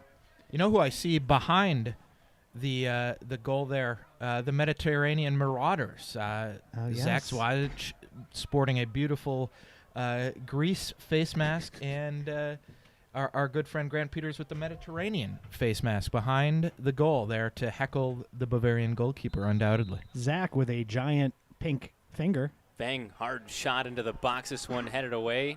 Punched away, actually, by the goalkeeper. Punched away, excuse me. That's why I have you here, Keith. You're my eyes and my ears. Who was a and your voice. And my voice. Who was a great substitution there at halftime. Carter Abbott is now in goal for Bavarians as well, number 31. Sophomore goalkeeper for the UW. 2018 High School Player of the Year in the state of Wisconsin, was he not? I had it marked down twice that he's the 2018 High School Player of the Year in 2018, just to make sure I didn't forget the year that he was the High School Player of the Year. Well, these days it's hard to remember what year it is, Dan. Or what day. Yep, it's Blur's Day. Fernandez off for Leonard. Good one-touch pass there for Vang, and just a little past Leonard as he overstepped that one, and a tackle as Connor Alba taken down. In the midfield, nice to see Leonard with that sort of joust forward, and then Malloy to drop into the hole for him and fill in the DCM role. Nice little bit of combining. It looks like right now Malloy and Leonard are playing, two at the base of the midfield with Vang in front of them. Speaking of jousting, you think Medieval Times survives COVID? What do you think the COVID protocols are for medieval times? I imagine they just all of them have to hole up in a city outside of Florence. Well, I and would tell stories for 10 days like in the Decameron. Yeah, I mean, I think I'd be more concerned about the plague going to the medieval times. Well, that's what they called COVID back then. Thanks for explaining the joke, Keith. That makes it less funny, in case you were wondering. If you explain if there's a specialty of this podcast, it's that we love to explain the joke. I do, at least. Yeah. I made a Boccaccio Decameron reference, and I'm getting a hard time about explaining the joke. As a layperson on the broadcast, I do appreciate the explanation. Not all of our listeners are aware of our inside jokes, Dan. One of our inside jokes is that I explain the jokes, which I'm explaining the inside joke now. Very meta. We've gone meta. And the other joke is that our only listener is Kuba on his way to Tulsa, and his poor, loving partner. Poor Lauren. Hi, Lauren. Yeah. Sorry he's making you listen to this. Laura Shishostaniak, just signing up for the last name Shishostaniak was enough of a battle. That's love. Yeah. Substitution coming for the Bavarians as Leese comes off. As a Polish person myself, I find Shishostaniak to be a daunting last name. That's Jake Stretcher, who has come on for the Bavarians. Also gives us an opportunity to welcome our newest little Mingo, Louis Shishostaniak. Louis, isn't his last name Lewandowski? Isn't middle name Lewandowski? Louis Lewandowski. I believe so. Shishostaniak? Yes. This one out for a throw-in, far corner for the Bavarians in the offensive third. We've been told that little Louis won't be making his appearance at Bree Stevens until the age of 6, so Dad can party with his friends in the flock end. Sorry if you're hearing that for the first time, Lauren. A long throw into the box. Good chance out front. Ooh. Brino was run into, or contact a little bit at least, and so will go out for goal kick for Forward Madison. Any goalkeeper analysis there, Keith? Here's what I'm going to say here as a former goalkeeper. You do not like being touched by any attacker, and so he just, I think, did not like that. Tyler Allen with it in the midfield. Deflected to get it right back. Keith, are we playing with a different color ball in the second half? I know you. It's a darker black. A darker hue, a darker to gray. It. Yes. A darker shade of pale. It does blend in quite well with the turf. And the football lines that have been. No. There's no other lines out there. Slight line. They've faded. Good build up. Malloy was trying to go off to his right for. Is that Fang down there? Yep. And foul there from Fernandez as he breaks up the counterattack from Bavarians. Got in there a little late. Classic center back foul though. There, he's got to take that there. You gotta do that. You don't want that. He was out past half field. He stepped up to take on the attacker and broke it up. Looks like we're about to get a couple substitutes on the Forward Madison side. Looks like Noah Fuson and maybe Heath Martin. Heath Martin, who we forgot his name on our previous podcast, Dan played in the. We're told it's not Heath Martin.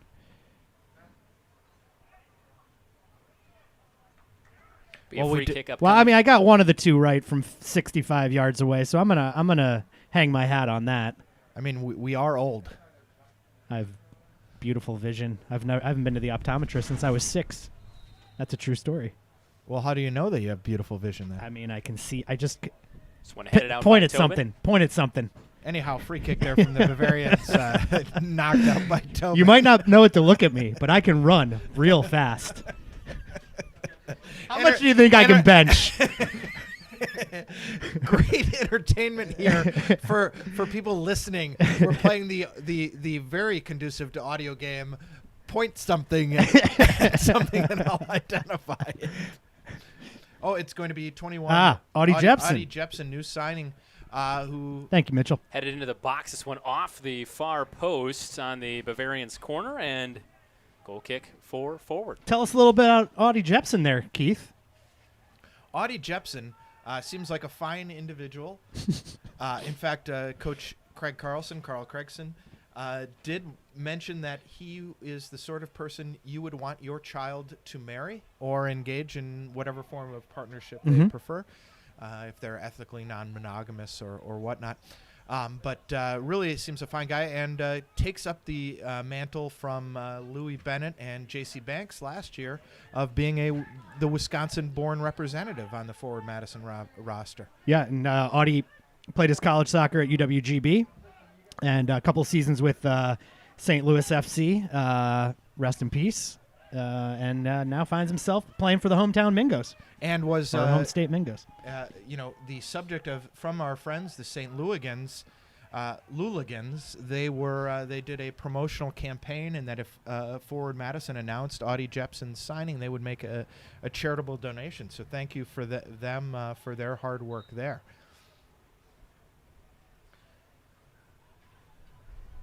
Dan, what do we got going on? A lot of stuff what's going happening on I the haven't field? had a chance to talk in about 5 minutes. It seems. I thought we were at halftime again.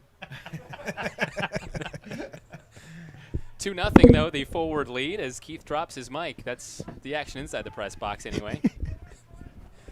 Giro back to Tobin just outside the Forward area in their defensive third, and now with Fernandez, who's scored the most recent goal in this game back in the 24th minute. 2-0 Forward lead is good run here for Vang right down the middle, and has the ball stripped away and picked up by Gebhard. 20 yards out from the box, down the right side. We should have noted Gebhardt and Tyler Allen actually switched sides. Tyler Allen playing out on the left here in the second half with Giro, and Gebhardt out on the right with Lamelli. Did I get that right? Nailed it. Back All right, I'm going home. to midfield for Tobin. Goes across on the ground for Fernandez. Tobin spotting his classic look of the low-slung socks over the short shin guards and plain black cleats today. That's the kind of description we came for, Keith. He is a traditionalist. Giro with the orange boots. Has it. Goes across for Vang. Drop back to Tobin at midfield. Good possession here for Ford as now it's with Fernandez. To the right wing for Gebhardt. Good movement. Has it again. Cuts to his left. Drops it back with Leonard. Maybe a little something brewing for Ford as they cycle it back to Fernandez. Now for Gebhardt once more. Takes a turn down the right side. Crosses toward the box. He's still got possession. A little space opening up, but then kicked away. Nice sliding grab there by Connor Alba. Eric Leonard found himself in the box there, and I think got a little lightheaded. Yeah, he was a bit confused. The ball came to him, and he kind of decided to let it run.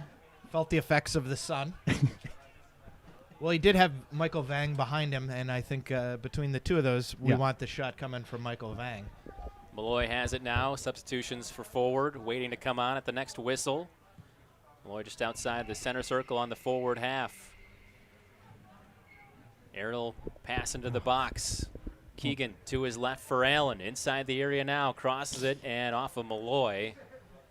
Nice And spell there off the for end line. Madison. A couple of decent build-ups. Aaron Malloy again, very active. We'll have the substitutions coming here, it appears. Jepson and Dan, with that great eyesight of yours, can you tell who the Noah other player- Fuson. Noah Fuson. Malloy will come off. Want to thank a couple of listeners who've contacted us on the Twitter machine. Daniel Knock is listening from Spokane, Washington, and he said, "This is not terrible so far." Wow. As well, a good friend of the pod, Brian Messman, is listening from home, but will see us all at Bree Stevens on May 15th. He's one of the founders of the Accessamingos. So we've got number 21, Audie Jepson, in for Aaron Malloy, and number 31, Noah Fuson, for number 23, Tyler Allen. Thank you, Keith. Beautifully done. That would suggest no change in formation. It looks like Audie Jepson is just slotted in next to Eric Leonard, where Aaron was playing, and Noah is on the left side of the front three. Be a throw in on the far side in front of the forward bench area for the Bavarians. Down 2 as we head toward the 61st minutes in the action this afternoon. And a tackle at midfield, more of a shove, I guess. Noah Fuson making his presence felt. It's like when you get to prison, you just got to beat up the biggest guy first. I don't know if that was the biggest Bavarian you could have taken on, but the point still stands. No, in fact, I think Connor Alba at 5'7" is the smallest Bavarian on the pitch, in fact. Makes me feel tall. Let's not get carried away, Dan. I know. This one sent up field. Tobin heads it away. Any size Bavarian makes Keith and Kuba nervous. Down the left side, but a whistle and a foul that the Bavarians aren't particularly fond of, as someone that Keith used to coach against, Dominic Mesgen. Tell us about that, Keith. Where'd you coach? I coached at Middleton High School. I've heard of it. Go Cardinals. Yeah. Go Cardinals. Up the cards. Near side for Giro. I'm more of a West guy myself, but I'm the other cards. Go Sun Prairie. there you go. You guys have a Cabela's. Got a lot of things now. Into the box, right inside the goal area. Eric Leonard with the high degree of difficulty tackle in front of the goal. So just to kind of recap there, Connor Alba found himself at the 6-yard box with the ball with his back facing the goal. Eric Leonard came sliding in out of nowhere to break up that play. I don't think that's one that you always want to see during a regular match, because the chance of getting the penalty in the box there is rather high. But got away with it here in the preseason.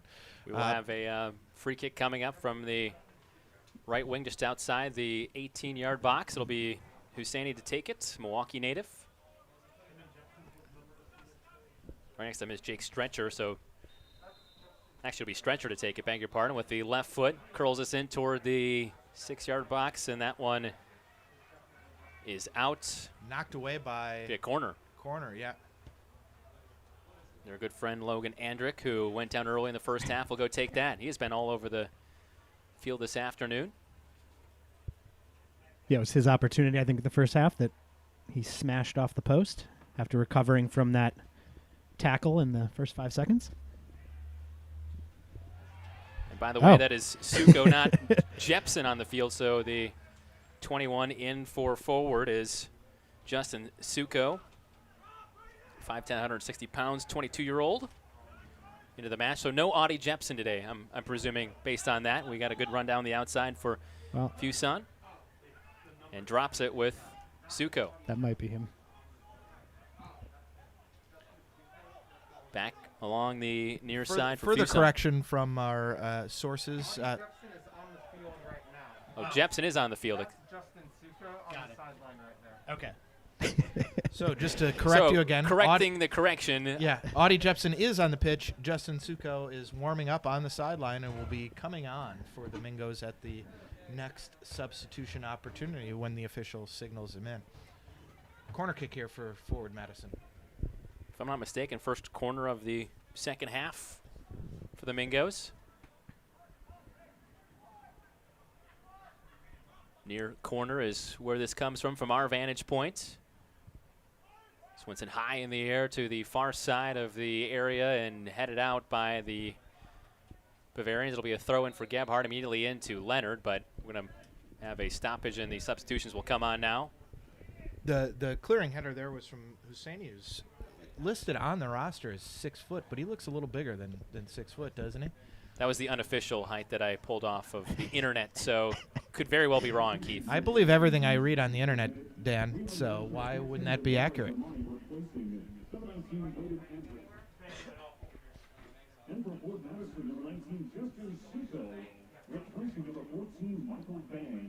So Suko in for Vang. The Vang train has reached its final destination today. Here in the 65 minutes of journey with the Vang train today.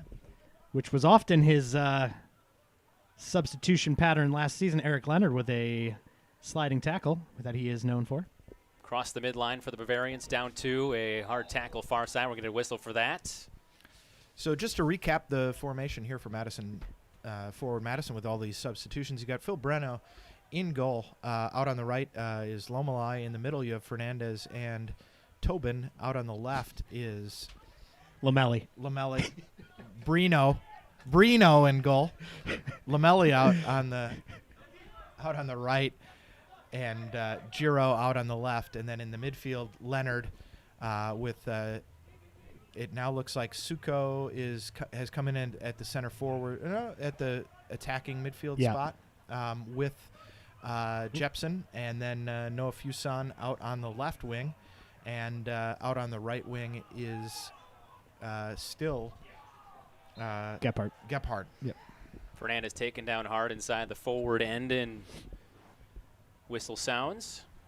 Free kick upcoming for Things have Forward gone a Madison. little ragged here for Forward Madison, I think, as they kind of get used to the new players on the pitch. But So a new midfield trio of Jepson, Suko, and Leonard. Two new signings. Two guys that they announced a signing here in the last week or so. So probably a little bit of growing pains we'll see out of the midfield here. Giro and Fuson exchange passes. Back with Tobin now. This ground ball crosses the center line for Jepson. Zamani taken away by Forward. A couple of quick one touches as Jepson takes back over, the Green Bay native. And Jake Keegan still holding in the center forward role as well. Fernandez again for Tobin. Fernandez, most recent goal in this game, coming all the way back in the 24th minute as we cross into the 67th minute of action this afternoon from Bree Stevens Field. Beautiful day, guys. Absolutely gorgeous weather for the first Forward home match since September of 2019, which I think was about 15 years ago in real time. yeah, Yeah. Now to Keegan. to his right for Gebhardt. He'll go on goal here. Diving snatch of that one made by Carter Abbott into the second half for Augustin Ray. In goal for the Bavarians. Down the left touch, headed away by Fernandez, getting past him though in behind with a chance here for Gutierrez. He goes for goal and misses wide on the short side there. Out for a goal kick for Madison. Fernandez misjudged that ball over the top, allowing Bavarians to break free. And really, it's only been a couple of mistakes from Forward Madison that have given Bavarians a sighted goal. Tobin near side for Giro. In the famous words of Knocked Up, tighten it up. That's what we need to do at the back. Thankfully, no FCC regulations to worry about here on the internet. Ball down the outside for Forward. It's Gebhardt chasing after in the middle of the box. Shoots it off of the crossbar. And maybe the best chance of the second half for Forward Madison. And I think we saw a little bit of what Noah Fuson can offer there as he received that about a third of the way into the attacking half, cut it inside, and then played that ball for a streaking Gebhardt, who took that chance really well and just was unlucky not to find the back of the net with it. On the goal kick, Carter Abbott launches it to midfield. Back to get this Fernandez, left with Brino. Quickly has to distribute this in the air near side for Fuson. Well done. Took that down well. No, Fuson, who spent part of his offseason training with Daniel Sturridge, I believe. Yeah, I saw that on the interwebs. That's pretty impressive. Daniel Sturridge still looking for a club. He also looks like he spent a little bit of time in the weight room as he's added a little bit of muscle, a little stronger upper body, which is good to see. A player who we enjoyed watching towards the end of last season, always brought a lot of energy, seemed to have not the best luck, and then finally paid off at I believe last match of the season where he notched his first Forward Madison goal. And I think a player a lot of us were happy to see come back. He seemed enthusiastic and works hard, and glad to see him back for year 2 in Madison. Yeah, and I think if we see a little bit more of that counter pressing that we've talked a little bit about, he's a guy that I think offers a lot of that defensively. He's really good at putting in that defensive counter press. So excited to see him back for that reason as well. Jepson has it in his own end, off for Leonard. To his right for Fernandez in the Forward Madison half. Spinning to the outside. Lomelli up for Jepson as he takes a run right down the middle for the Flamingos. To his left, Keegan will curl this in. He scores a magnificent goal. And it's going to be Keegan with an absolutely marvelous tally for the Flamingos. Keith, I believe that's called a golazzo. That was a great strike. Jepson committed the defenders. They kept dropping off. I think the danger of him with the ball at his feet. And that opened up that little bit of space, and he laid it off to Keegan, who had time to settle, and from about 22 yards out, curled it into the far post here in the 70th minute, I believe, producer Mitch, giving us that information, and a great right-footed to the upper right-hand corner of the goal over the diving Carter Abbott. Really had no chance at that one. And as you said earlier in the first half, he'll take any chance he can get, and that one was superb for Forward Madison. 3-0 lead now for the Flamingos. Jake, another player who has just tons of experience, played in a lot of leagues around the world. I believe 27 goals in 63 matches for Galway United in the Irish League, helped them to promotion, and then played a season with them in the top flight of Irish soccer, which I have actually been to a couple of top flight Irish soccer matches, and it is a rough and tumble affair. Rough and tumble affair. Bring the brass knuckles or what? little more very direct. Yeah, that's the word I was looking for. Part of that English soccer in the 1980s. Yeah, part of that a reflection of the state of the pitches. Hard to pass it around on the deck, so a lot of did want to mention there, though, by the way, Bavarians launched a little bit of a counterattack that was broken up by Lomelli. And we've seen him on the defensive end, and one of the questions that listener Dave Verana has posed to us. What do we think about Lamelli? Do we think he's earned a spot here in the first first match that we've seen him to be signed? Is he going to step up from being a trialist? I would say he hasn't done anything wrong. I can't say he's necessarily stood out, but he's the right back, and he was providing an outlet in the first half, and he's got to be feeling pretty good about the fact that he got to start today, and he's still on the pitch. They obviously want to take a long look at him. As I say that, I see the Pato Diaz getting ready to come on, wearing the unfamiliar number 5, but this might be the end of Lamelli's day. But no, I don't think he's done anything wrong. No, and I thought that one-on-one piece of it, individual defending that he had on Braden Andrick was superb out there. He was kind of out on the island, so wouldn't be surprised. And the only trialist in the starting 11 this afternoon for Forward Madison. Lamelli heads this away to midfield and gathered there by Bennett Pauls, another one of the UW products on this Bavarians roster this afternoon.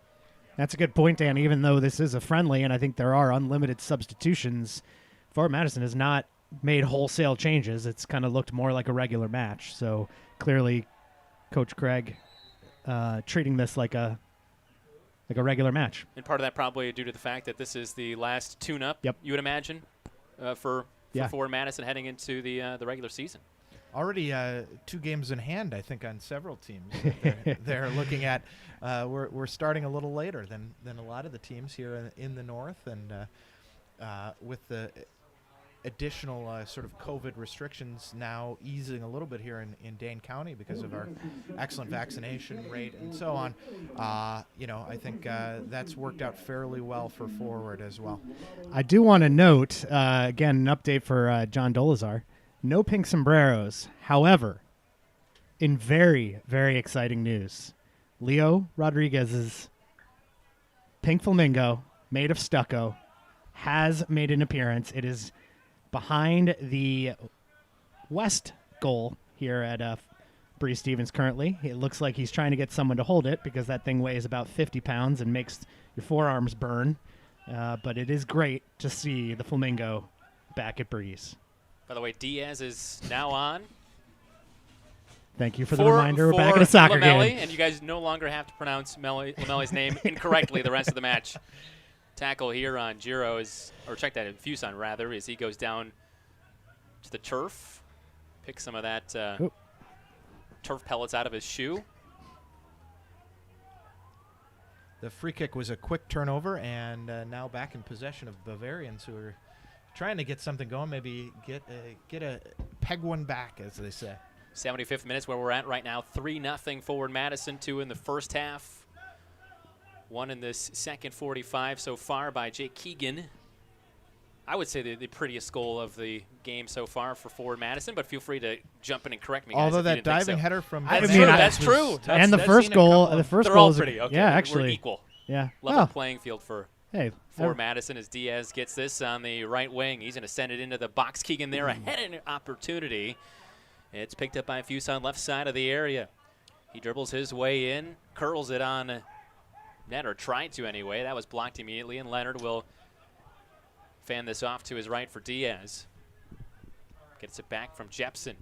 Diaz on the ground at the top of the box, tangled up, came to Leonard, and he will launch this onto whatever cross street that is behind the that almost ended up in the Patterson end, but did actually catch a fence on the way out and pop back in. One of the interesting things there that you saw in the build-up was that, they've been working through Keegan playing a little bit back to goal where they'll use him as a target and lay off. There, that was actually Audie Jepson who slid up and played a little bit back to goal. And in that part where Dan identified it as a tie-up, they were trying to play it into him, and he was, I think, going to build it off to Leonard. Husseini will drop it back to his goalkeeper, Carter Abbott. Skies this one into the Forward Madison half. I didn't see it. Keith and I confirming there have been some issues with numbers and jerseys and who's on the pitch, but so if you can hear any of that, that's just us being professional. That Pato has come in with number 5 instead of the 27 is off. We've seen him for 2 years with number 27. I'm very confused. Does have his long sleeves on, though, to show Gustavo and Connor that he's part of the team. We had a bit of a tie-up there as Jose Gutierrez went down. It'll be a free kick from about, 40 yards, Keith? Roughly speaking, you have the little faint recognition of the football line still on the pitch there. Does help with estimating distance because I'm pretty horrible at that. This one goes out over the end line. It'll be a goal kick. Towards, Forward Madison. again for friend John Dolazar, not a pink sombrero, but a man wearing a bright pink fluorescent wig. Or is that a beret? It's a large beret if it's a beret. It's an oversized beret. That's a wig. Confirmation. Wig. Riveting audio right there. Wig or beret. I think they used to play that on the old David Letterman show.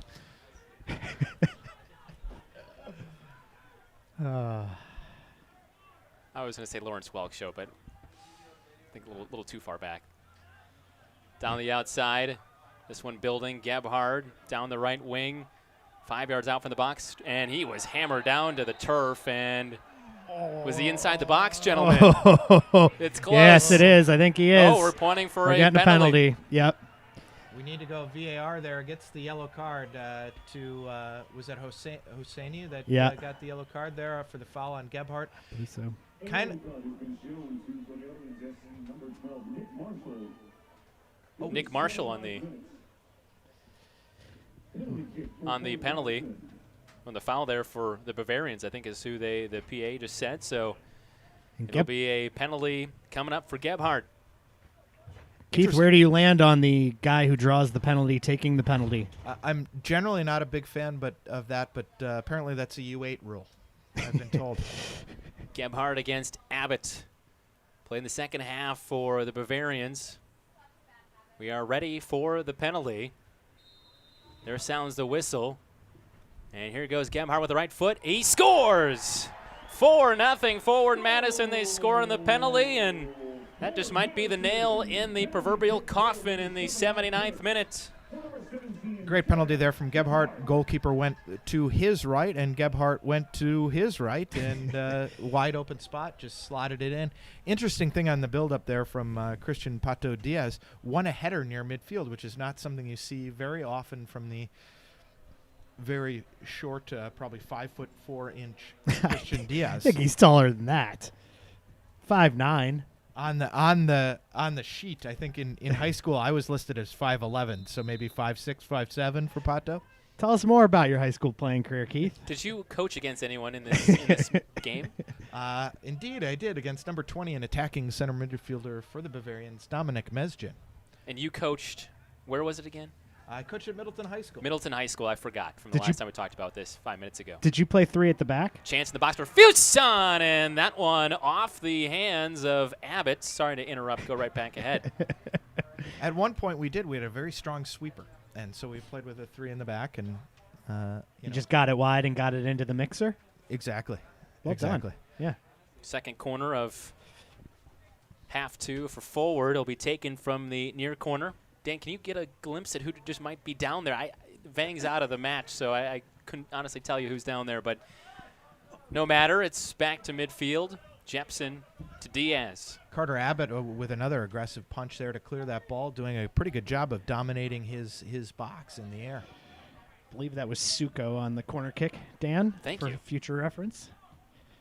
Left side for Giro. We are into the 81st minute, 4-0 Forward lead. Left side, Suko dribbles to the left corner of the area. Now off for Fuson, and he will leave it with Tobin. Goes all the way across for Diaz in front of the Forward bench. Bouncing ball toward the side of the box on the right, and this one is launched out of play, and goal kick for the Bavarians. Got to like Gebhardt complaining about the call in a 4-0 preseason match. He's already in midseason yelling at the AR for him. I appreciate that. Had a nice interaction with the head referee when I got here today. He came with his very large suitcase, and I asked him where he came in from, and he said the west side of Madison. It's a long haul. The Beltline these days is hard to get through. He literally looked like he had enough luggage to be on a 2-week trip. Maybe he was helping, one of the guys who flew in on the Learjet. You never know. Just being friendly. Also, if you look up American referee in the dictionary, there's a picture of this guy. Go on. Just going to leave it there. He is also. He got this standard issue haircut for referees, meant to confer authority. I'm going to stop there. I was waiting for more. Dan Fallon does not like referees. Let's just leave it there. I've also thought I should probably have to ref at some point to pay back my debt to society. I think that would be good for you. All the lives I've ruined along the way. I'm worried you'd pull your hamstring very early on in the reffing experience for you. Fernandez back to the area for Phil Brino in the all-red. We've still got soccer going on now. Football. Comment from our producer that this ref is we maybe still at a higher level. We're going to censor that one, I think, from ourselves. Let's just say in comparison with the normal officials. Actually, he has done a very nice job. I will say that. Kept control of the match and an appropriate atmosphere, I think, for a preseason match, letting the guys play a little bit, but not letting it get out of control. Giro back for Jepson. Back to Giro. He missed Short pass. He missed the brutal assault on Michael Vang in the first half, but otherwise, quality day. Great ball. All the way across the field to the right side for Diaz, to the middle off the chest of Gebhardt, who scored a couple of minutes ago. The fourth tally for Forward in the 79th minute. Audie Jepson played a great, just on a string, long diagonal pass that's become a hallmark of soccer these days. The big diagonal switch to find the space on the far side. Tobin on the move. Short pass to his right for Keegan, who scored the third goal for Forward Madison into the box. Connor Tobin heard the Franco Baresi comments in the first half and tried to get a little cheeky by chipping in to find, I believe, a streaking Gebhardt, but it was intercepted by the Bavarians. They have it across midfield. Diaz there to flex that away, and it comes right back to Jepson, who will go to his left for Fuson. Jogs across the midline. Leave it back for Suko, wearing 19 this afternoon. Back for Fuson on the left wing. A little bit of space. Now Gebhardt. The game is maybe gone down a notch in intensity and pace. Broadcast hasn't, though. I'll tell you what, gentlemen. You guys you've kept up the energy all afternoon. Slowing it down, taking the air out of the ball a little bit there. What color is the ball, Keith? It's a dark gray, I would say. I'll go with that. It's definitely taken on the color of the rubber pellets that line the artificial turf area at Bree Stevens, which I think is the best venue for soccer in America. Chance into the box for Suko. That was cut off in the diagonal pass and sent out toward midfield for Zamani. Ever coach a game here, Keith? Multiple games. Same day? I can tell you some stories off there about my interactions at Bree Stevens, but I did, in fact, play in the state high school championship tournament back in the day when they hosted it here in Madison. Got a foul down below as Gutierrez on the deck for the second time in the half. Looks like that's going to go against Connor Tobin, and looks like it maybe gets a little bit of a talking to from the official. Tobin doesn't like hearing about that. Well, that was one of those kind of everybody kicked each other.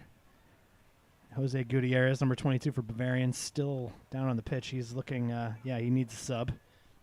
I don't know if Bavarian, I guess they do have. Well, looks like the Forward Madison medical team is going to rush out. Interesting, we haven't spent enough time on the fact that Turbo is wearing a long-sleeve shirt here today. 82 degrees. Because he is a guy that, in late-season matches will tend to go shirt sleeves. And here in the preseason, he's wearing the longer sleeve. We're in the 87th minute right now, 4-0 Forward Madison. Just to recap, Keith, 2 goals in the first half, 2 in the second. Part of this lead. Looks like Forward Madison's training staff is taking a look at sort of the back of the player's leg around his Achilles, which is not a fun injury, that area of your leg. No. Dan, have you injured that recently? Well, Keith, My last major injury was some Achilles tendonitis, which may be the most debilitating injury I've ever had in my life. And my dad actually snapped his Achilles. That doesn't sound fun. No. Did it ruin his golf swing? There was no golf swing to ruin. His calves are different sizes now. This is what happens in the 87th minute of a 4-0 friendly match. And out of all that, it'll be Tobin on the free kick. Tobin is recovered. And for the injured player, it looks like Anthony Colazzi has entered into the game at kind of the center forward role for the Bavarians. Fernandez in the back down the right side for Diaz. Cross into the box. And Fuson was there. Pulled away from him, though. Great looking cross there from Diaz that it swung right across the penalty area. It's nice to see him kind of getting forward there for Madison in the attack. And his crosses, his service has been really good so far. There was Dominic Mezigin on the outside who had a little bit of a run. Keith coached him in high school. Coached against him. Coached against him in high school. We haven't talked about it enough. I couldn't remember. Dominic's dad is a referee. Probably doesn't like me for good reason. Tobin boosts this across to Fernandez. His mother as well was a former UW soccer player. Long line of soccer in that family. Gebhardt, who had the fourth and most recent goal as part of this 4-0 Madison lead. Down the right side, throw in Bavarians, headed away by Diaz. Looks like Coach Craig is going to ride this lineup the rest of the match. Nobody warming up, nobody getting ready to come in. So some of those trialists, hopes dashed. Looks like he's getting the team fairly ready for preseason because they only made more or less, or for the full season, only three substitutions. Imagine we're going to hear something about another goalkeeper this week. Only 2 on the roster today. Yeah, maybe a lone player from Chicago last year. Of course, everyone would be very happy to see young Chris Brady back. Came with high expectations, and I think, at least from my perspective, blew those out of the water as a 16/17-year-old playing in his first professional season. Looked fantastic and really a strong goalkeeper. There is some chatter in the Twittersphere that he may be sent out on loan to a championship side this year to get him some more experience. But he looked very great last year and very mature for Forward Madison. The 90th minute now. By the way, upcoming schedule for Forward, they'll be on the road to start the regular season next Saturday, FC Tucson, and then home opener, North Carolina FC in the 15th, 7 p.m. kickoff, which is great for Keith. Bad for Paisley.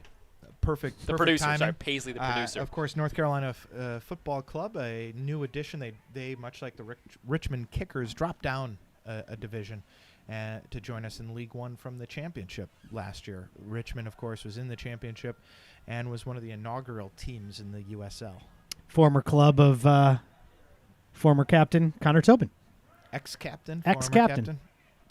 Dethroned captain. Dethroned. Do you think there was a pooch? Yes, I was in fact going to make a Bavarian pooch reference. A beer hall pooch. Putch. Into extra time here in the 90th minute, just past that. One last push maybe for the Bavarians. Connor Alba, the Marquette product. Been very impressed with Alba. He's put in a good shift here in the midfield. You've seen him sort of popping up, working as kind of a connector in the midfield for the Bavarians. Bavarians have it at midfield to the left side here for Stretcher. Long pass cut off by Fernandez, top of the box. For Madison just content to wind time down in this 4-0 game. First home match in 600 days. 600 years is what it's felt like. Bavarians, one last chance. Diving snag there made by Brino. Padding the stats. To go a long way to get to that one. Our first chance to see Brino today as well. He's looked pretty solid, commanding. Haven't had with foot skill, he hasn't been put under pressure, but he looks like he's comfortable on the ball with the ball at his feet. It's Alba again. Unlike Connor Tobin, who just turned the ball over there under very little pressure. Like all great American center backs, they don't love the ball at their feet. Braden Andrick right into the hands of Brino. His second save in as many minutes. Been busy here in extra time. Probably the busy he's been all afternoon. Down the left side for Busan. Trying to juggle that and carry it along, but Zamani cut him off and will drop it along the near side. It's picked up by Taylor Pill. Launched to the forward half. Jackson is there, and he'll leave it back for Brino. Nice win there on the header from Giro to break up the play. Wins it back to Jepson. And there is the whistle to sound the victory for Forward Madison. First home match in almost 600 days, and the Flamingos with a 4-0 commanding win over the Bavarians on the final exhibition tune-up. Gentlemen, your thoughts? Well, goals from Malloy, which I think we're very excited about. Goal from Fernandez there in the 24th. The Malloy goal was in the 11th minute. Fernandez goal in the 24th minute. We also saw a goal from Jake Keegan, opened his account in the preseason at least, with a goal in the 70th minute. And Derek Kebart closed out the match with a goal in the 79th minute from a penalty kick. If you're handing out man of the match, Dan, who might you go with here today? I think I might go with Aaron Malloy. I thought, given his first match with the club, stepped right in, showed a lot of leadership on the pitch. As I said earlier, we could hear him barking out orders. Scored a great goal. He was showing up in the right places, connecting with people, and I think we saw everything we were hoping to see out of him. I would also go with a new arrival. I thought Jake Keegan, in terms of what he offered in the build-up and that goal and just kind of looking and taking things to the opposition, all looked very strong and very good for Forward Madison. Anything else kind of overall that you noticed in changes here in the first time seeing Forward in the flesh in close to 2 years' time, but also just kind of now seeing them this preseason? Well, I mean, clearly Coach Craig has some ideas about how he wants players out on the wings, moving and interspersing with each other. There were some interesting patterns, and I think it'll be interesting to watch that develop as the season goes on. But as we noted in the first half, kind of the right back getting very high and wide, opening up a ton of space that even Michael Vang was dropping back into that space to kind of dictate play from there, allowing Tyler Allen, who was playing out on the right side of the front three, to come in and help out. So creating some overloads in the channels. But then on the other side, it was a little bit more traditional in that Giro was kind of sitting back a little bit more and letting the left-sided forward, who was Derek Gephardt, who played the whole match, I believe. So yeah, and just watching kind of the runs they were all making and the patterns that they were developing, and it all looked very fluid. And as you said, they were playing very quickly on the ball. Some of that's a product of playing an amateur team, but you'd want to dominate the game. You'd want to create a lot of chances. I can't say we created too many chances, other than we've basically buried all the ones that we did create. Their goalkeeper only had to made the one huge save on Mike Vang in the first half, but overall a good showing. I'm sure Coach Craig will be happy about the performance. Yeah, I think one of the interesting things that I saw relative to that one was I think we saw a lot more one-touch play than we have in the past. And then the other thing is that I saw, particularly from the outside backs and from the center backs, is their first touch was always positive, as we would say. They were always looking to move it forward and move it up. Move it forward and move it up. So I think from that perspective, they did a excellent job at a technical level. That first touch was positive, was aggressive, and I think it kind of speaks to the larger change of focus. I know it wasn't always a popular suggestion that we look to play on the counter, but I think we were definitely a more receptive team last year, and it looks like we're trying to be out on the front foot a little bit more this year. And looks like, I was wondering if the players are going to go. Well, Coach Craig, I think, is going to go over and thank the flock. Probably with the COVID restrictions, they won't do the full flock greeting this year. I take that back. Carl is going to get an interview, I believe, with post-match. Todd Maliski. And he's going to teach us a few more bits of Newcastle slang. I like Streets Ahead personally. So good first day. Great to be back at Breeze Stevens. We'll look forward to seeing all of you, vaccinated or not, on May 15th. If you haven't had the chance to get fully vaccinated yet, you're still going to be welcome here at Forward Madison in the pods, and then we're going to be doing some less socially distanced vaccinated seating as well. So really, really excited for May 15th. And guys, a chance to plug the podcast while we're here, I guess, right? Where can folks listen to you? Well, if we're they available. Want to listen. If they don't hate what just happened in the last 90 minutes. I'm not sure they're going to want to listen. We are the Forwards Backwards podcast, the unofficial podcast of Forward Madison. You can find us on the Twitter machine. Dan, how can they find us on the Twitter machine? At Forwards Back Wah 2. And then rolls off the tongue. The podcast. So the other day, I mentioned what our handle was to Dan Corcoran here, and he said, "Was Forwards Back Wah 1 taken?" And I said, "No, I just used the automatically generated Twitter handle." Marketing genius. But as well, we look forward to joining you all here at Breeze Stevens this year. Really excited, and this was a lot of fun, Dan. And did you guys form the vaunted Dan Alliance against Keith?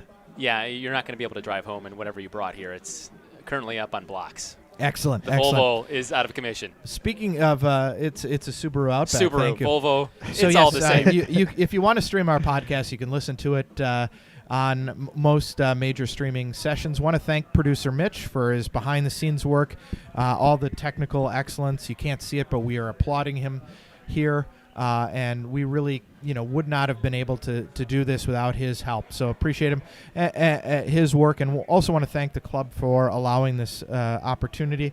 Last time I did, soccer live sporting play-by-play was for the University of Chicago men's and women's basketball team in 1999-2000, I think. So. There's a reason there was such a long layoff, I'm imagining, between broadcasts for you. Indeed. Powerhouse sporting programs at the University of Chicago. Go Panthers, right?